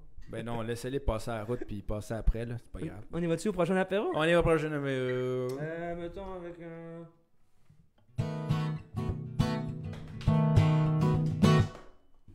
C'était Mebarek avec ce petit solo. Pour parler de politique, parce que everything is politics. Everything. Tout est politique. Yeah. Sauf apéro cigare. Apéro cigare, on est très neutre. On est très... Non, on prend un sérieusement, petit verre, en fait. Nous, on fait juste gatherer puis essayer de. On questionne plus les choses qu'on. Je sais pas si tu comprends. J'aime ça qu'on questionne plus les choses qu'on arrive avec ça, c'est ça, c'est ça, c'est ça. Donc, il faut penser de même. Parce On que pose sinon, pas de diagnostic, on n'est pas... Tu sais, on veut pas créer un modèle, on veut juste... Regarde, nous, on donne notre opinion, puis vous en pensez ce que vous voulez, puis ça se peut que vous soyez pas d'accord. Puis ça se peut même que les. Moi, je veux dire, mes opinions sont. Même si, tu sais, j'ai l'air d'avoir des opinions. Qui sont pas. Je veux dire, je pense comme ça, Ouais. mais je suis très ouvert aussi à, mettons, Ben, il y a à juste changer les fous. d'opinion parce que il y a Ben juste oui. les fous qui changent pas d'idée. Hein. Absolument. Ce qui met, par exemple, je changerais pas d'idée sur à quel point Erin O'Toole, c'est un personnage très bizarre, n'est-ce pas? C'est le chef du Parti conservateur canadien. Ben, clairement, en fait, je sais pas si j'utiliserais le mot bizarre, mais tantôt je te parlais comme quoi le Canada, on disait qu'il y a des certaines formes de schémas qu'on pourrait rassocier aux États-Unis. Tantôt je te parlais du fait que les États-Unis se sont fracturés sous Trump. Puis on en a parlé aussi dans d'autres émissions. Ouais, Comme quoi il y avait même Trump et aussi au Parti démocrate aussi avec Bernie Sanders. Tu sais, tu avais les social-démocrates qui voulaient plus de mesures, plus à gauche avec Bernie Sanders. Et tu avais les modérés, républicains et les modérés avec Trump. Mais on est en train de voir un peu le même schéma au Canada aussi. Cette semaine, justement, on parle justement parce qu'il y avait le congrès du Parti conservateur. Fun fact. Let's go. J'adore. Erin O'Toole, qui voulait se positionner plus au centre, plus modéré, a dit, moi, je vais mettre une motion pour reconnaître les changements climatiques. Et cette motion-là, parmi les membres, pas les députés, là, Mais les membres du Parti les membres conservateur. du parti, c'est-à-dire le congrès des membres qui s'inscrit avec sa carte de membre à, je sais pas, 10$, 15$, 20$. Au même titre que les membres du PQ, les membres Voilà, de. Ouais. pas les députés, ça n'a pas passé. Ça a été refusé, en fait. Donc, il y a plus, ça voudrait dire que 54%, je pense que c'était ça, 54% des gens étaient contre le fait de reconnaître qu'il y avait des changements climatiques au Parti conservateur. Donc là, on voit, c'est quasiment la moitié. Donc, tu as vraiment le Parti conservateur avec des nouvelles réalités, donc les changements climatiques, les valeurs, les nouvelles générations. Il avait promis de Z, ne pas relancer le débat, par exemple, sur l'IVG, l'avortement. le droit à l'avortement. Il avait promis de ne pas relancer ce débat-là, comme Harper avait fait aussi. Il y a quand même 30% de sa base qu'il veut. La suppression du droit à l'avortement. Oui. Ben, 30% de la base du conservatisme. 30% de sa base est plus conservatrice. Pro-vie, Oui, ouais. voilà. Je me sens. Non, c'est très possible. Je veux pas Si tu me donner dis des que faux si chiffres. tu me dis que combien de pourcents sont 54. qui sont pas d'accord pour Qui ont le voté non pour pour reconnaître. les changements climatiques. Parce que reconnaître les changements climatiques, ça ferait en sorte qu'il faudrait dire non à certains projets, de pipeline entre autres, de GNL et de Voilà. tous ces trucs-là. Parce que c'est aussi symbolique. Je pense que c'est pas juste de dire je suis pour contre les changements climatiques, c'est plus de dire je préfère qu'on continue à prioriser l'économie. Construire, déconstruire, je pense que c'est plus. Moi, je préfère qu'on fasse des GNL Québec, qu'on fasse des projets qui soient plus économiquement rentables, même si ça endommage l'environnement. Je pense que c'est plus ça qui est derrière que de dire je me fous du climat. Je pense que c'est plus ça. Ouais, il y a beaucoup de. Parce que justement, comme c'est intéressant que tu dis ça, il y a beaucoup de politologues puis de journalistes qui ont titré Erin O'Toole s'est tiré une balle dans le pied. Ouais. En abordant ça dès maintenant. Mais en même temps, des fois, je me dis, c'est peut-être un autre calcul politique qu'Erin O'Toole a fait. Là, parce que j'ai des statistiques quand même intéressantes. C'est-à-dire que 70% des électeurs québécois. Donc, tout à l'heure, tu parlais des membres du Parti conservateur. Donc, 70% des membres québécois. Tu comprends? Ouais. Attends, c'est ça. Est-ce que tu me suis dans mon affaire? Attends. Donc, Oui, vas-y. dans la base conservatrice québécoise, 70% d'entre eux ont aimé ce que Erin O'Toole a avancé. OK. 70% de la base conservatrice plus de l'Ouest, Ouais. donc qui regroupe tout le Canada anglais, était contre ce que Erin O'Toole a dit. Puis là, c'est intéressant de voir qu'il y a vraiment cette vision conservatrice de l'Est et la vision conservatrice de l'Ouest. Tu comprends? Oh oui. C'est que donc nous, les Québécois, on va être...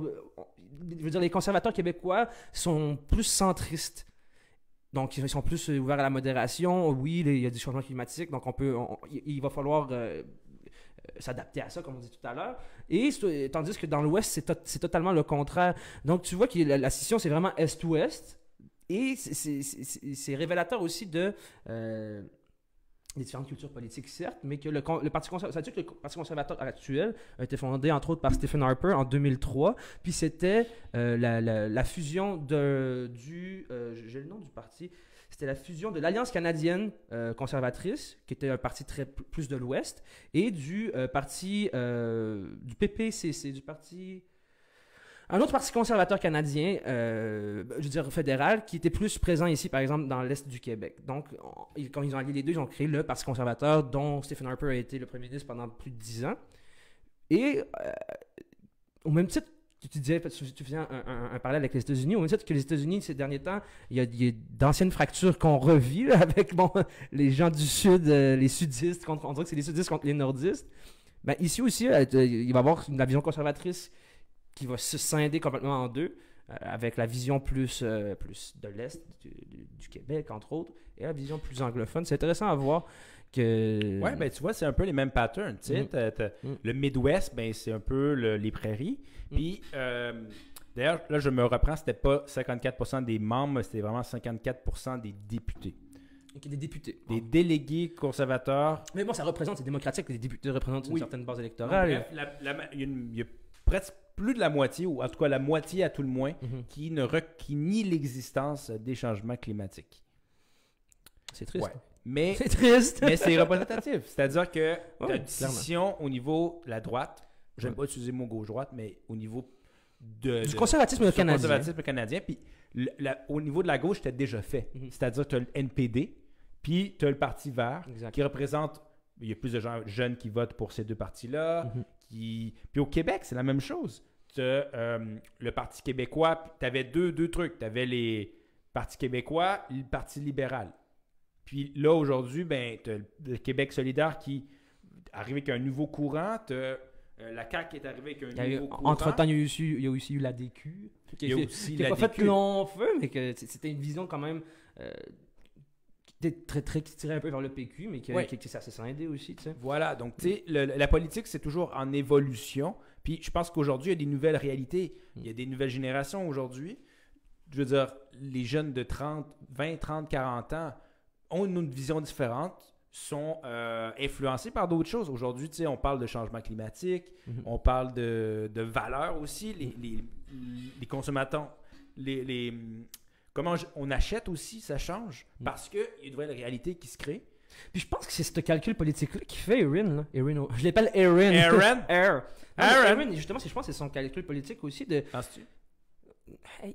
Sérieusement, il aurait dit en congrès conservateur qui était contre la reconnaissance des changements climatiques, il pouvait mettre une croix sur les jeunes. Je sais pas si tu comprends. Ben là, tu penses qu'il... Moi, je pense qu'il veut... En théorie des jeux, il y a... Vas-y. Il y a le dilemme du... je pense que c'est la distance, je ne me rappelle plus, mais comme quoi, mettons que tu as une plage, puis elle fait 100 km, OK? Ben, donne-toi quelques années, puis les deux stands vont être à côté un de l'autre. Parce que...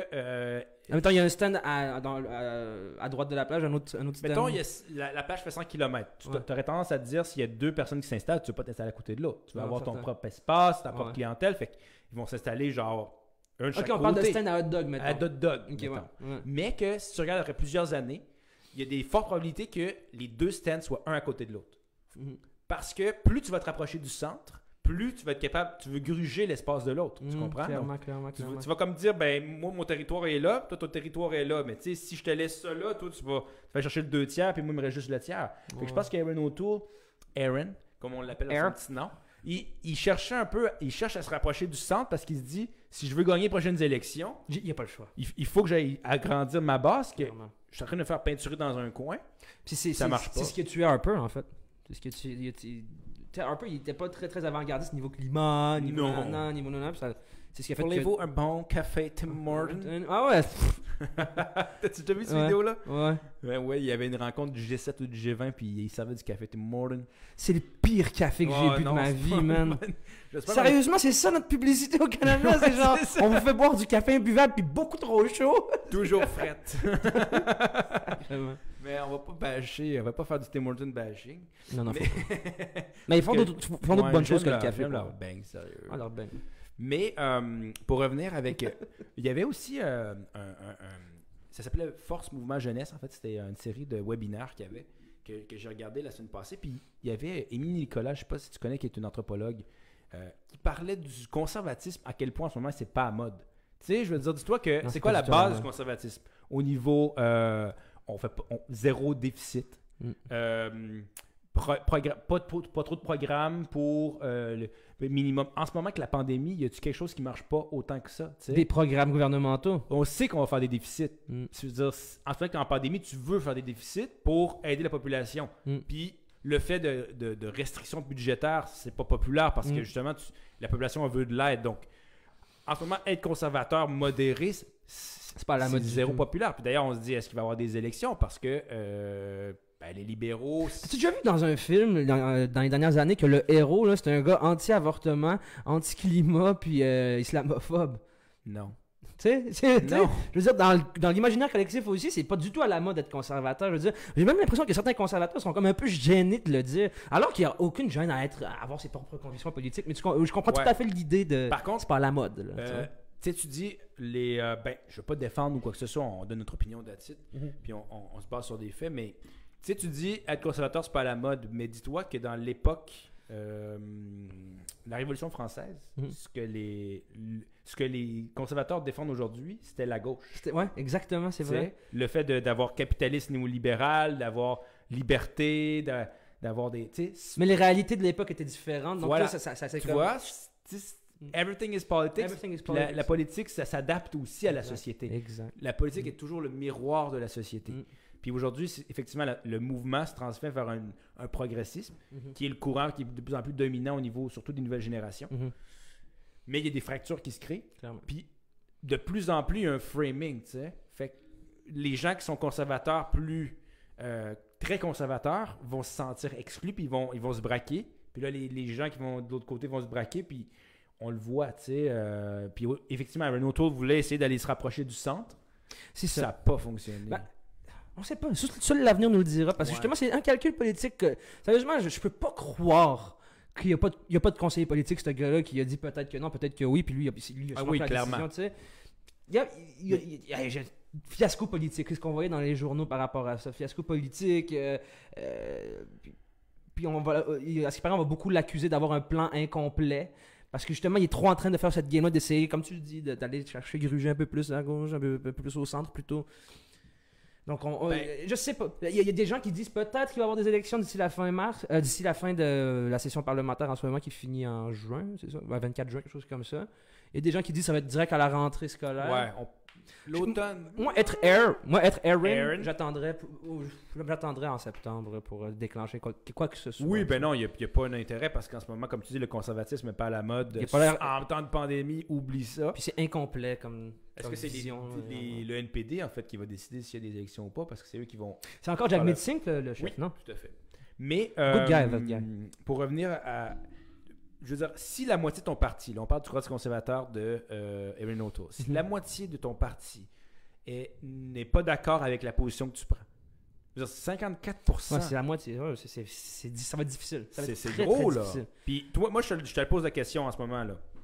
C'est quand tu entends parler du Parti conservateur et d'Erin O'Toole qui ont le vent des voiles les derniers mois? Non. Pas en tout. Malgré qu'il a fait une très belle apparition à Tout le monde en parle. Il était à Tout le monde en parle. Ouais, il a fait une belle apparition. Il a fait une. Mais c'est une personne beaucoup mieux que. Il y a du charisme quand même. Beaucoup plus que Andrew Scheer. Ah ben. Mais pourtant, Andrew Scheer était plus populaire que dans les sondages. Plus populaire dans les sondages. Oui, plus populaire que. Pour ça, je te dis, ils ont vraiment le Parti conservateur. On dirait qu'ils sont sur le neutre en ce moment. Mais moi, je me dis, c'est peut-être aussi la pandémie, justement, qui les avantage pas. Sauf que s'il y a des élections en automne, est-ce qu'ils ont vraiment. Tu paries quoi, toi, sur Trudeau? C'est fini? Encore minoritaire? Majoritaire? Ou c'est genre Elisabeth May qui devient première ministre du Canada? même plus au Parti vert. Ah, c'est vrai, elle est même plus là! Non, c'est Annamie Paul. Annamie Paul? Ouais. C'est nouveau. Qui est de Toronto. Ça n'a pas passé dans mon radar, je suis désolé. Ouais, Elisabeth May qui retirer le drapeau, prend sa retraite. Ben, elle a déjà pris, en fait. Ou en tout cas, elle est encore militante du parti, whatever, je sais pas comment ça fonctionne, mais.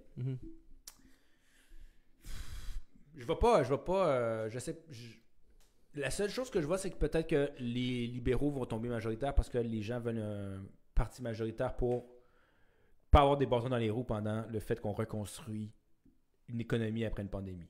C'est pour ça que je le verrais. Mais, encore une fois, comme je te dis, si on prend les gens de plus de gauche, si on pourrait dire, j'aime pas utiliser le mot gauche, mais mettons qu'on prend le spectre des gens plus progressistes, mais il y a une fracture entre le NPD et les libéraux. Ils se compétitionnent pour la même clientèle, on pourrait dire. Puis je pense que le NPD en ce moment, ils font bien. Ils font bien. Janmeet Singh a l'image de quelqu'un qui est moderne. Dans l'Ouest, Colombie-Britannique, bon, dans l'Ouest, mettons, Prairie, ils fonctionnent zéro, mais en Colombie-Britannique, ils font très, très fort. Dans les territoires aussi, ils font très, très fort. Dans les régions métropolitaines, Toronto, ici aussi, ils font très, très fort. Montréal, ils font très, très fort. Donc, je les vois pas, en fait, tant périclités. Donc, je sais pas comment les libéraux peuvent aller chercher la majorité parce que même au Québec, le Bloc, c'est assez stable. C'est pas pour rien qu'il y a beaucoup d'annonces du parti, du gouvernement qui sont en fait ces temps-ci. Entre autres, ils vont injecter avec le parti, avec le gouvernement québécois 800 quelques millions de dollars pour brancher le reste des résidences canadiennes à Internet. Bonne nouvelle. Ça. Très bonne nouvelle, mais c'est mis à part la bonne nouvelle, c'est que justement il est en train de s'assurer une certaine forme de longévité. Parce qu'il y a beaucoup de journaux qui disent qu'ils prévoient beaucoup d'annonces du genre dans les prochaines semaines pour justement aller flatter le peuple dans le sens du poil, comme on dit. On a parlé beaucoup de gauche et de droite. Oui. On peut bien finir cet apéro sur une belle quote que j'ai adorée. Oui. Je trouve que... Je pensais que allait dire Macron, je suis ni de gauche ni de droite. Ouais, on avait demandé ça ressemble un peu à ça. On avait demandé à un autochtone américain il y a très longtemps. Alors, es-tu de l'aile gauche ou es-tu de l'aile droite? Il a dit, vous parlez d'elle, alors que moi, je suis l'oiseau lui-même. Ouais. C'est beau, hein? Ouais, c'était magnifique. C'est beau. Puis ça démontre aussi qu'il y a d'autres visions que la vision dominante, c'est-à-dire la vision autochtone aussi qui est différente. Fait que bref. On y va-tu en cigare? C'était notre apéro cette semaine. On a parlé de politique à fond parce qu'on s'assume. Mais, on s'assume. On s'assume. Donc, bref, allez voir ça si vous avez la chance des extraits du Congrès Parti conservateur et des extraits et des articles, justement, du sommet sino-américain qui s'est passé en Alaska. C'est assez intéressant. Mais on y reviendra, c'est certain, parce que c'est apéro. C'est aussi bien dit. Et là, on passe au cigare.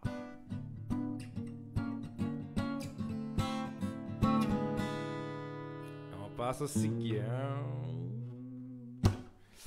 Avant de passer à nos deux petits cigares bien vite, je vais te parler du fait qu'en début avril, la date de lancement, je pense que c'est le 4 ou le 7.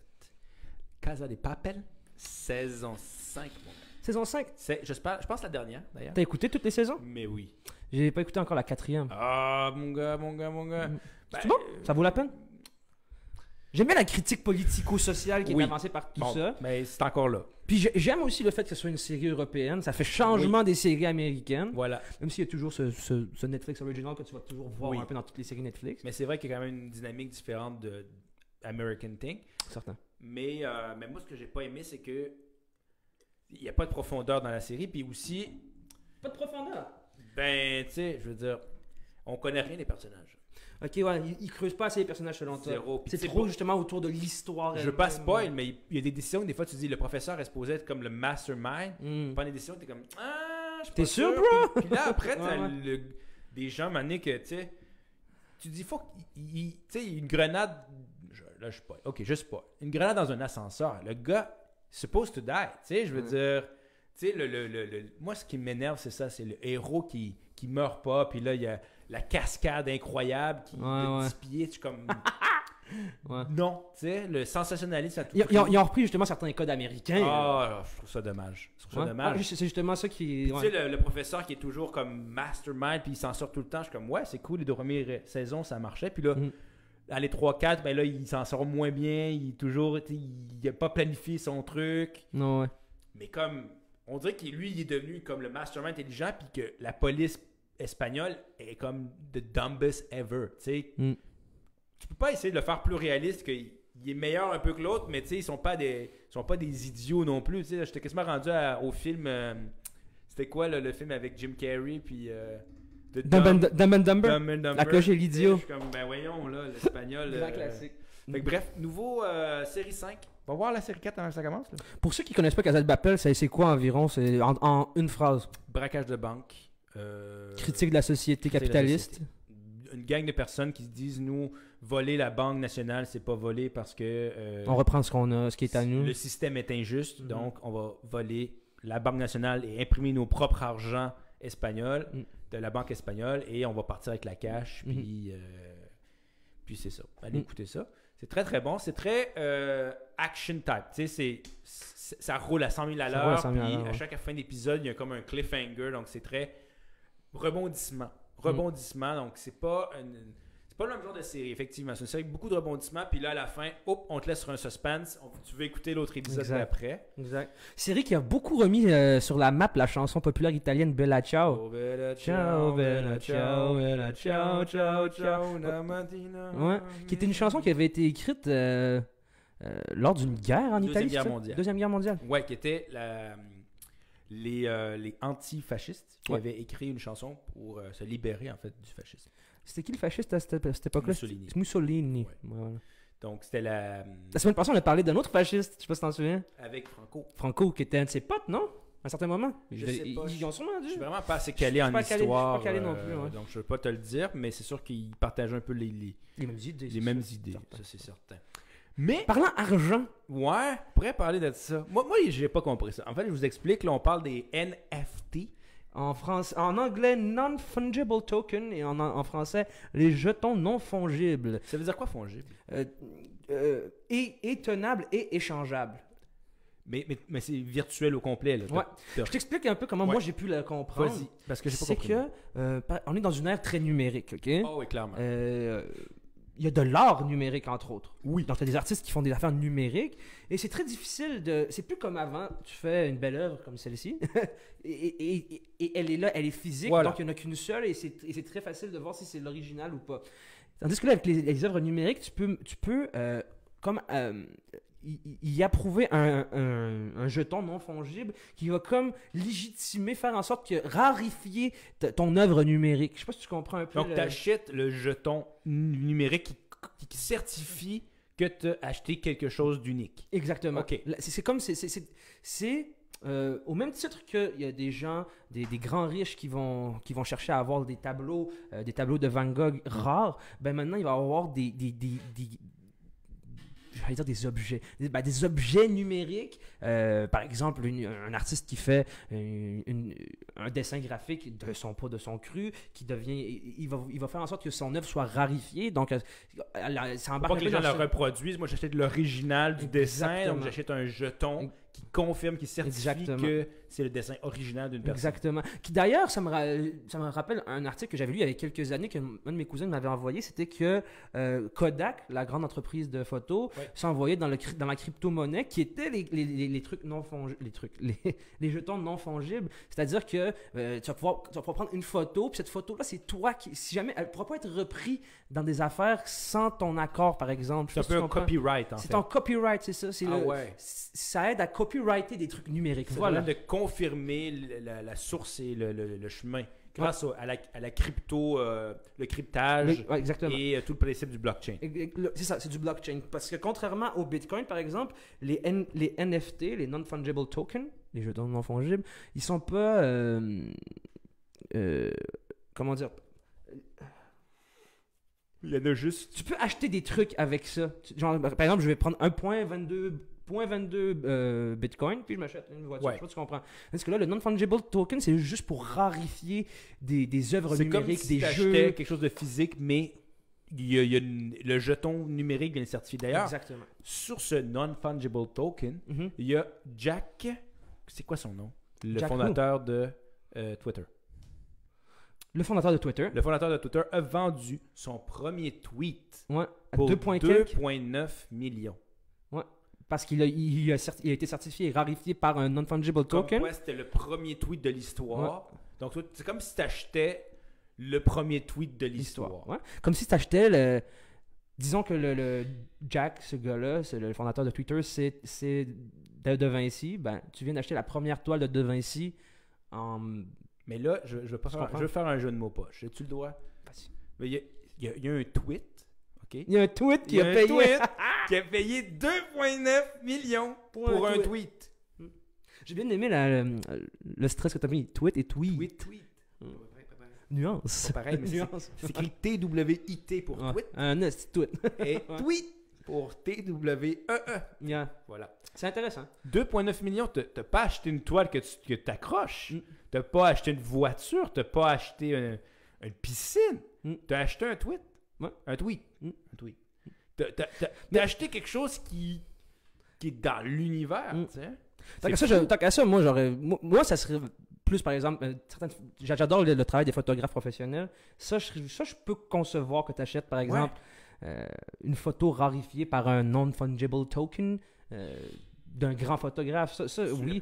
Mais le premier tweet, en même temps, je sais pas. Mais quoi que ça prend de la valeur aussi. Ça prend de la valeur. Après, peut-être qu'il y a un autre collectionneur. T'imagines Trump, il va mettre des non-fungible tokens sur tous ses tweets. Ouf. Quelqu'un achète ça? Comme Parce une que- vente aux parce que enfants, mais c'est rentré dans la légende, les tweets de Donald Trump. Il y a même des gens qui ont écrit des livres qui répertorient tous ses tweets, hein, tu savais? Wow. Puis genre, c'est bon. Fait que le premier Make America Great Again C'est ça. pourrait se valoir 5 000 $. Mais c'est... Ben là, il faut commencer à mettre des tweets. C'est ça. Mais parlant de rarification d'œuvres, il y a une œuvre qui est rentrée dans le domaine qui est dans le domaine public le 1er janvier 2021. C'est 1984 de George Orwell. C'est-à-dire que après un certain nombre d'années, les œuvres tombent dans le domaine du public. Dans le fond, tu n'as plus besoin de payer justement de droits d'auteur pour pouvoir en faire un film ou en refaire un remake ou des trucs comme ça. Donc, à partir du 1er janvier 2021, la grande œuvre de George Orwell, 1984, est nommée dans le domaine du public, ce qui fait en sorte que des artistes, des cinématographes, des écrivains peuvent reprendre l'histoire, en faire un remake. Puis, Ça explique pourquoi il y a eu beaucoup de reprises qui ont été faites de George Orwell récemment, de Ouais. 1984. clairement. Tu voulais nous parler d'une BD, justement, qu'un Québécois a fait? Big Brother n'est pas un jeu. C'est un Québécois aussi, hein, qui l'a fait. Je te fais la recherche, je ne veux pas te dire des mauvaises choses, mais moi j'ai lu la critique dans la presse, je pense. OK. Et la critique était positive. On disait c'est vraiment un très très bon. Parce que Big Brother, bon, George Orwell, qui est un Britannique, avait écrit, qui est décédé dans les années 50, je pense, avait écrit justement en 1984 Exact. comme une critique du communisme et aussi du capitalisme, parce qu'il critique pas mal tout en fait. Et bon, l'histoire, c'est que c'est Winston qui veut en fait veut faire partie d'une révolution, on pourrait dire, contre le mouvement en place. Et le mouvement en place va lui siphonner le cerveau. Ne veut pas, en fait. Donc, lisez ce livre-là. Mais... Justement, quand tu parlais de remakes qui ont été faits, il y a ma grande soeur qui m'a offert ça à Noël. C'est justement une BD de Fido Nesti, qui n'est pas la personne que tu présentais aujourd'hui, mais j'étais sûr que c'était justement cette BD-là dont tu allais me parler. Puis c'est ça, c'est vraiment le livre de George Orwell le livre de George Orwell que beaucoup ont lu puisque c'est un grand classique, mais refait en livre, en BD en fait.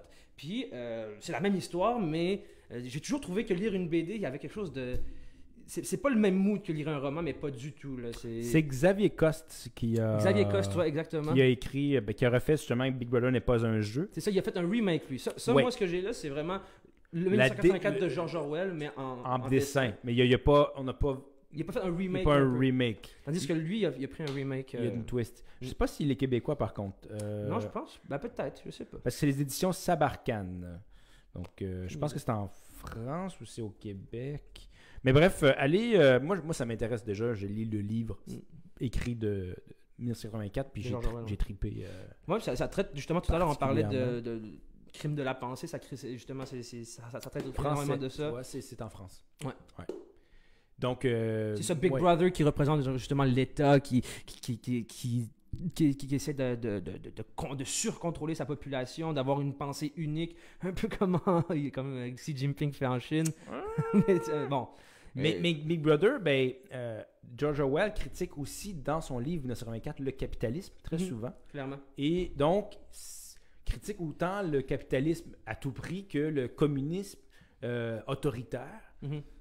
Ou je dirais juste le communisme, parce qu'il faut faire la différence entre, bref, on est dans le cigare, on relaxe, mais elle fait critique beaucoup de choses de George Orwell dans son livre, Qui a créé un autre livre aussi qui s'appelle La ferme des animaux. Oui, très très bon film, La ferme des animaux, qui est une une critique en fait de la révolution bolchevique, si je me trompe Je pas, pense que oui. qui est imagée par par des animaux qui font une révolution dans la ferme de monsieur je sais plus qui. Puis c'est ça, Ouais. c'est très intéressant à voir. Très Ouais, intéressant. ben, faut croire aussi que George Orwell est dans cette époque-là aussi. Ouais. Tu sais, je pense qu'il est né. Il a vécu les 2 guerres mondiales, il a vécu Ouais, clairement. énormément de choses. Mm. Puis il y a beaucoup de gens durant la pandémie qui ont repris son livre, justement, comme quoi il avait fait une illumination. Mhm. Puis si tu vois, c'est tellement d'actualité, son livre, c'est fou. Mm. Puis il l'a écrit, ça fait Un bon bout. bonne centaine d'années, je pense. Ça me fait penser à un film aussi qui a. Je sais pas, j'ai vu qu'il y avait beaucoup de similarités dans ce genre d'histoire-là, comment c'est présenté. V pour Vendetta, tu connais ça? Mhm. Très bon aussi, qui s'inscrit totalement dans la révolution de la pensée unique, de Big Brother qui est partout, sur la surveillance totale de la population. Ouais. Le biopouvoir à son apogée, là, tu sais, contrôle de la population à 100% pour contrôler tout, en fait, l'économie, la société, la politique. Intéressant. Ouais. Intéressant, c'est un bon exercice de philosophie politique, en fait, ça donnait cette lecture-là. Donc, bref, Big Brother n'est pas un jeu, adaptation du livre de 1924 de George Orwell. Yeah. Que, ben moi, je vous recommande soit le livre 1984 de George Orwell, parce que Soit le remake, soit le remake, soit la BD Soit la BD. de Fido Nesti. soit le remake en BD, qui est Big Brother n'est pas un jeu. Bref, lisez ça. Si vous voulez comprendre tout est politique, puis comprendre un peu toute cette game politique-là, Mm. ben, 1984 de George Orwell, clairement, est un classique. Mm. Lire avec modération parce que, bon, il y a une pensée qui est très dirigiste Mm. dans ce livre-là. Et quand même, il pense d'une façon qui est très extrême. Il ne faut pas penser que tous les gouvernements sont comme ça. là. Non, c'est une fiction. C'est une fiction. C'est une Ok? fiction, mais c'est certaines dérapes que certains gouvernements peuvent prendre. Oui. Ça va trop loin, certaines affaires. Puis j'ai lu... Sans vouloir rentrer dans le complotisme. Non, c'est ça. Puis moi, j'ai lu, justement, il y a un auteur québécois mais qui a vécu beaucoup en France, qui s'appelle Guy Delisle, qui est un BDiste. Ok. Et je lisais récemment l'un de ses livres qui est sorti en 2007, je pense, qui s'appelle Chronique birmane. Ok. Et justement, le Myanmar, on peut en parler, la jeune militaire, il y a un peu cette forme-là de 1984, justement, du contrôle par un groupe de personnes de la pensée, littéralement. Totalement. Ouais. Donc, les gens, en tout cas, bref, on ne parlera pas de politique parce que, tu vois, everything is Politics, hein? Ah! Fait que, bref, allez lire ce livre-là. Ouais. Et écrivez-nous aussi parce Ouais. que... Commentez! J'ai envie que les gens commentent. Donnez vos idées, aimez-vous ça? Hey, si vous aimez pas, j'ai envie que vous l'écriviez aussi. Ouais, clairement. Let's go! Dites-nous pourquoi. Participez! On va vous lire. Oui.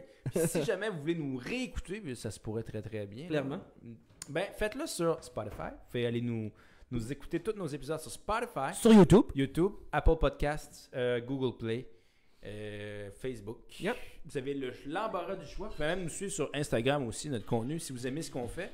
Mais Puis, Berek, C'était-tu l'heure de l'apéro je cigare? pense que c'était... C'était l'apéro cigare, c'était l'apéro cigare, c'était... l'apéro cigare. Merci tout le monde. Salut. Peace. Ciao.